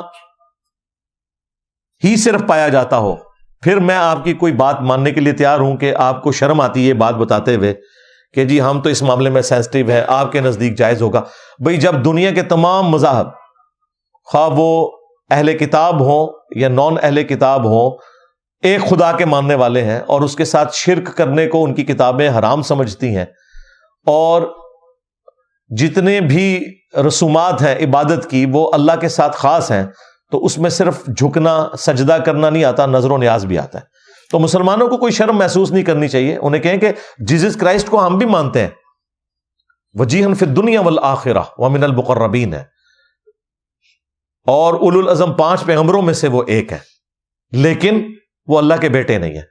آپ نے کرسمس پہ یہ عقیدہ رکھا ہوا ہے کہ اللہ نے بیٹا جنا, اس لیے ہم اس شرکی ایکٹیویٹی میں, آپ کی کسی کھانے کی ایکٹیویٹی میں, کسی کیک پارٹی میں شامل نہیں ہو سکتے. سیدھی سی بات ہے, کیونکہ توحید کے معاملے میں زیرو ٹالرنس ہے اسلام کے اندر, جبکہ خود کرسچنز کی کتابیں بھی یہ بتاتی ہیں کہ اللہ تعالیٰ کے ساتھ کسی اور کو شریک نہیں ٹھہرایا جا سکتا. لہٰذا اس طرح کے جتنے مواقع ہیں ان کو کلیئر کٹ بتائیں کہ ہم آپ کی کسی مذہبی ایکٹیویٹی میں حصہ نہیں لیں گے, کیونکہ یہ شرک کے اوپر مبنی ہے. البتہ ہم آپ کو بھی کوئی پابند نہیں کرتے کہ آپ عید کے موقع کے اوپر ہمیں ٹافیاں بھجوا دیں تاکہ ہمارے لیے امتحان بن جائے کہ کرسمس یا ہولی دیوالی کے موقع پہ ہمیں بھی آپ کو کچھ دینا پڑ جائے. تو ہمیں معاف رکھیں. ہم تو مسلمانوں میں بھی اگر کوئی نظر نیاز غیر اللہ کے نام کی دیتا ہے, کسی کا یہ عقیدہ ہے کہ داتا دربار پہ اگر میں نے دودھ نہ چڑھایا تو میری بھینس دودھ نہیں دے گی, تو بھائی ایسا مسلمان بھی اگر ہمیں اس دودھ کی کھیر بنا کے بھیجے گا نا, تو ہم اسے نہیں لیں گے. اسے کہیں گے بھائی یہ آپ نے غیر اللہ کے بیچ میں نیت شامل کر لی ہے. اور قرآن حکیم میں اللہ تعالیٰ نے واضح طور پر منع فرما دیا ہے کہ جس کے اوپر غیر اللہ کا نام لیا گیا غیر اللہ کی خوشنودی کے لیے, ذبیحہ کے لیے, وہ حرام ہے. ہاں اصالِ ثواب ہو وہ ایک الگ چیز ہے, لیکن یہ اصالِ ثواب نہیں نہ رہنے دیتے. یہ کہتے ہیں غوث پاک کی 11ویں کریں گے پھر غوث پاک ہماری مدد کریں گے. اگر یہ کہنا کہ ہم غوث پاک کی 11ویں کر کے غوث پاک کی مدد کر رہے ہیں, ہم غوث پاک کی مدد کر رہے ہیں کہ اللہ تعالیٰ ان کے گناہوں کو معاف کرے اور ان کے درجات بلند کرے, بالکل پھر 11ویں درست ہے, کریں. اس طرح کی 11ویں انہوں نے کرنی نہیں ہے. یہ تعلیق بالمعال ہی ہو گیا. تو اصالِ ثواب تو آپ میت کی طرف سے کر سکتے ہیں, ہمیں کوئی اس میں نہیں ہے. مسئلہ پیچھے جو عقیدہ ہے نا آپ کا خرابی, وہ ہے اصل چیز, اس کو سمجھیں. تو آپ نان مسلم کو سٹارٹ ہی اس سے لیں کہ مسلمانوں میں بھی اکثریت ایسی نظر و نیاز کر رہی ہے جو ہم مسلمانوں کی نظر و نیاز لینا بھی حرام سمجھتے ہیں. تو سرکار تسی تے شاہی کوئی نہیں ہو, ٹھیک ہے. جب انہیں یہ بتائیں گے نا کہ یہ جو کچھ ہو رہا ہے درباروں کے اوپر, اور یہ جو بتوں کو جس طرح نہلایا جاتا ہے, اس طرح عبد القادر جیلانی کا مجسمہ بنا کے جو یہ نہلا رہے ہیں, ٹھیک ہے, اور لال شہباز قلندر کے مجسمے کے اوپر یہ وہ ہار ڈال رہے ہیں, یہ سب کچھ جو ہے نا یہ وہی والی ایکٹیویٹیز ہیں جن کی اسلام نے مخالفت کی ہے, اور صرف اسلام نے نان مسلمز کے اعتبار سے اسے کنڈیم نہیں کیا، مسلمانوں کے اعتبار سے بھی کنڈیم کیا، تو انہیں پھر صبر آ جائے گا کہ ٹھیک ہے یار، یہ تو اپنے مسلمانوں کی بھی نظر نیاز نہیں مانتے جو غیر اللہ کی خوشنودی کے لیے ہو، تو اگر ہماری نہیں لے رہے تو اس میں کوئی برا منانے والی بات نہیں ہے. یہ ان کو کلیئر کرنے کی ضرورت ہے. ایشو نمبر 10، اور وہ ہے اکثر جو مسلمان باہر کے ملکوں میں جاتے ہیں نا، انہیں بڑا جوش چڑھتا ہے، وہ کہتے ہیں جی یہاں بہت نان مسلم ہیں، ہم انہیں اسلام کی دعوت دینا چاہتے ہیں. ایک جڑا نا ہر مسلمان کے اندر بڑا جذبہ ہوتا ہے، خود اس نے اسلام سیکھا تک نہیں ہے، اسے یہ جذبہ ہے کہ میں نے غیر مسلم کو اسلام سکھانا ہے. آپ کو پتہ ہی نہیں ہے کہ نان مسلم اگر آپ سے صرف وہ کچھ پوچھ لیں جو آپ کے مسلمانوں کی اکثریت کر رہی ہے، تو آپ تو اپنے گند کو صاف نہیں کر سکتے، انہیں کیا اسلام کی آپ دعوت دیں گے؟ اگر وہ آپ سے پوچھ لیں کہ اسلام کا مطلب اگر امن ہے تو سارے مولوی جان بچا کے کافر ملکوں میں کیوں آ جاتے ہیں، مسلمان ملکوں میں امن کیوں نہیں ہے؟ اگر اسلام میں حقوق العباد ہیں تو پاکستان میں بجلی کا میٹر لگوانے کے لیے رشوت کیوں دینی پڑتی ہے اور یو کے میں کیوں نہیں دینی پڑتی؟ تو الٹیمیٹلی آپ کو یہ کہنا پڑے گا کہ جی پاکستان مسلمان ملک ہے اور یو کے اسلامی ملک ہے. یہی جواب ہے. ہاں، پاکستان مسلمان ملک ہے اور امریکہ اسلامی ملک ہے. تو اللہ کے بندو، دعوت دینے کے لیے پہلے آپ خود اسلام کا علم حاصل کریں، اور اس کے بعد نان مسلمز کو جو آپ نے دعوت دینی ہے وہ اسلام کی دعوت نہیں دینی. سٹارٹ آپ نے لینا ہے ایک خدا کی دعوت سے. قل یا اہل الکتاب تعالوا الی کلمۃ سواء بیننا وبینکم الا نعبد الا اللہ. آؤ اہل کتاب، ہم اس ایک بات پہ اکٹھے ہو جائیں جو تم میں اور ہم میں کامن ہے، کہ ہم مت پوجیں سوائے اس ایک اللہ کے، اور آپس میں ایک دوسرے کا رب نہ مان لیں. اور اگر یہ روگردانی کریں تو اے نبی تم تو اعلان کر دو کہ ہم نے سر تسلیم خم کر دیا اپنے رب کے حضور. تو آپ نے نان مسلمز کو کریٹر کی دعوت دینی ہے، بلکہ مسلمانوں کو بھی پہلے کریٹر کی دعوت دیں. انہیں بھی کوئی نہیں پتا کہ انہیں کسی نے بنایا ہے. ہاں، اس کے لیے آپ میری درجنوں ویڈیوز ہیں، ان میں ٹاپ آف لسٹ جو ویڈیو ہے فرام کریشن ٹو کریٹر، کائنات سے خالق کائنات کا سفر، انگلش سب ٹائٹل کے ساتھ ہے، ہدایہ پورٹل چینل کے اوپر. پھر ہدایہ وکٹری چینل پہ تو میری درجنوں ویڈیوز اس اعتبار سے انہوں نے ویلیو ایڈیشن کی ہے، کس طرح آپ نے نان مسلمز کو، ایتھیسٹ کو دعوت دینی ہے. لیکن اس کے لیے پہلے آپ نے خود ایجوکیٹ ہونا ہے، پھر آپ نے ان کے سامنے دعوت رکھنی ہے اور سٹارٹ کرنا ہے کہ اس کائنات کو کسی نے بنایا ہے، ہمیں کسی نے بنایا ہے، اور اس کے بعد اسلام آتا ہے، اس کے بعد دین آتا ہے. پہلی چیز جو ہے وہ کریٹر ہے، اللہ کا تعارف ہے، خدا کا تعارف ہے. آپ اسے بھگوان کہہ لیں، سپریم بینگ کہہ لیں، سپر نیچرل ایجنسی کہہ لیں، گاڈ کہہ لیں، اللہ کہہ لیں، ٹھیک ہے، اس کا تعارف. اور اس سے پھر یہ دعوت شروع کریں اور پھر بتائیں کہ سچی توحید جو ہے وہ اسلام کے ہاں پائی جاتی ہے. مسلمانوں کے ہاں تو ظاہر ہے بہت کم پائی جاتی ہے، اسلام کے ہاں. لیکن اللہ کا شکر ہے ہمارے اس پلیٹ فارم کی برکت سے، یعنی جتنی اللہ تعالیٰ نے توحید کی دعوت مسلمانوں کے لیے سمجھنا آسان کی ہے، مجھے تو کوئی آر نہیں ہے کہ ہزاروں میں نہیں لاکھوں میں لوگ ہیں جن کا عقیدہ توحید ہمارے اس پلیٹ فارم کی برکت سے صحیح ہوا ہے. الحمدللہ انہیں صحیح خدا کا تعارف ہوا ہے اور صحیح توحید کا تعارف ہوا ہے جو اللہ نے اپنے پیغمبروں کے ذریعے انسانوں تک پہنچائی تھی. تو یہ 10 بڑے بڑے ایشوز تھے جو میں نے ڈسکس کیے. الحمدللہ آلموسٹ 1.25 گھنٹے کے اندر میں نے یہ ساری گفتگو کور کر لی ہے. لیکن میں تفصیلی ویڈیوز اس لیے ریکارڈ کرواتا ہوں کہ کوئی چیز بیچ میں رہ نہ جائے. وہ کوئی چھوٹی سی بات بھی رہ جائے نا جو اس اعتبار سے امپورٹنٹ ہو، پھر شیطان جو ہے نا وہ بیچ میں داخل ہو جاتا ہے. اس لیے میں تفصیلاً تمام ٹاپکس کو بیان کرتا ہوں. اور اللہ کا شکر ہے میں نے تو اپنے آڈینس کی یہ عادت بنا لی ہے کہ وہ 8, 10, 15, 20 منٹ کا کلپ بھی وہ کچھ نہیں سمجھتے. وہ کہتے ہیں کم از کم 40 منٹ 1 گھنٹے کی ویڈیو ہونی چاہیے تاکہ پوری بات سمجھ آئے، کیونکہ یہ ڈسے ہوئے ہیں صدیوں سے چھوٹی چھوٹی باتیں سننے کے، اور اپنی مرضی کے رزلٹ ان کے بڑوں نے انہیں نکال کے بتائے. الحمدللہ ہم نے جو حق بات تھی وہ کوشش کی ہے کہ آپ کے سامنے رکھیں. سبحانک اللہم و بحمدک، اشہد ان لا الہ الا انت، استغفرک و اتوب الیک. صلوا علی محمد و آل محمد، اللہم صلی علی محمد و علی آل محمد واصحاب محمد وازواج محمد وامت محمد اجمعین الی یوم الدین آمین.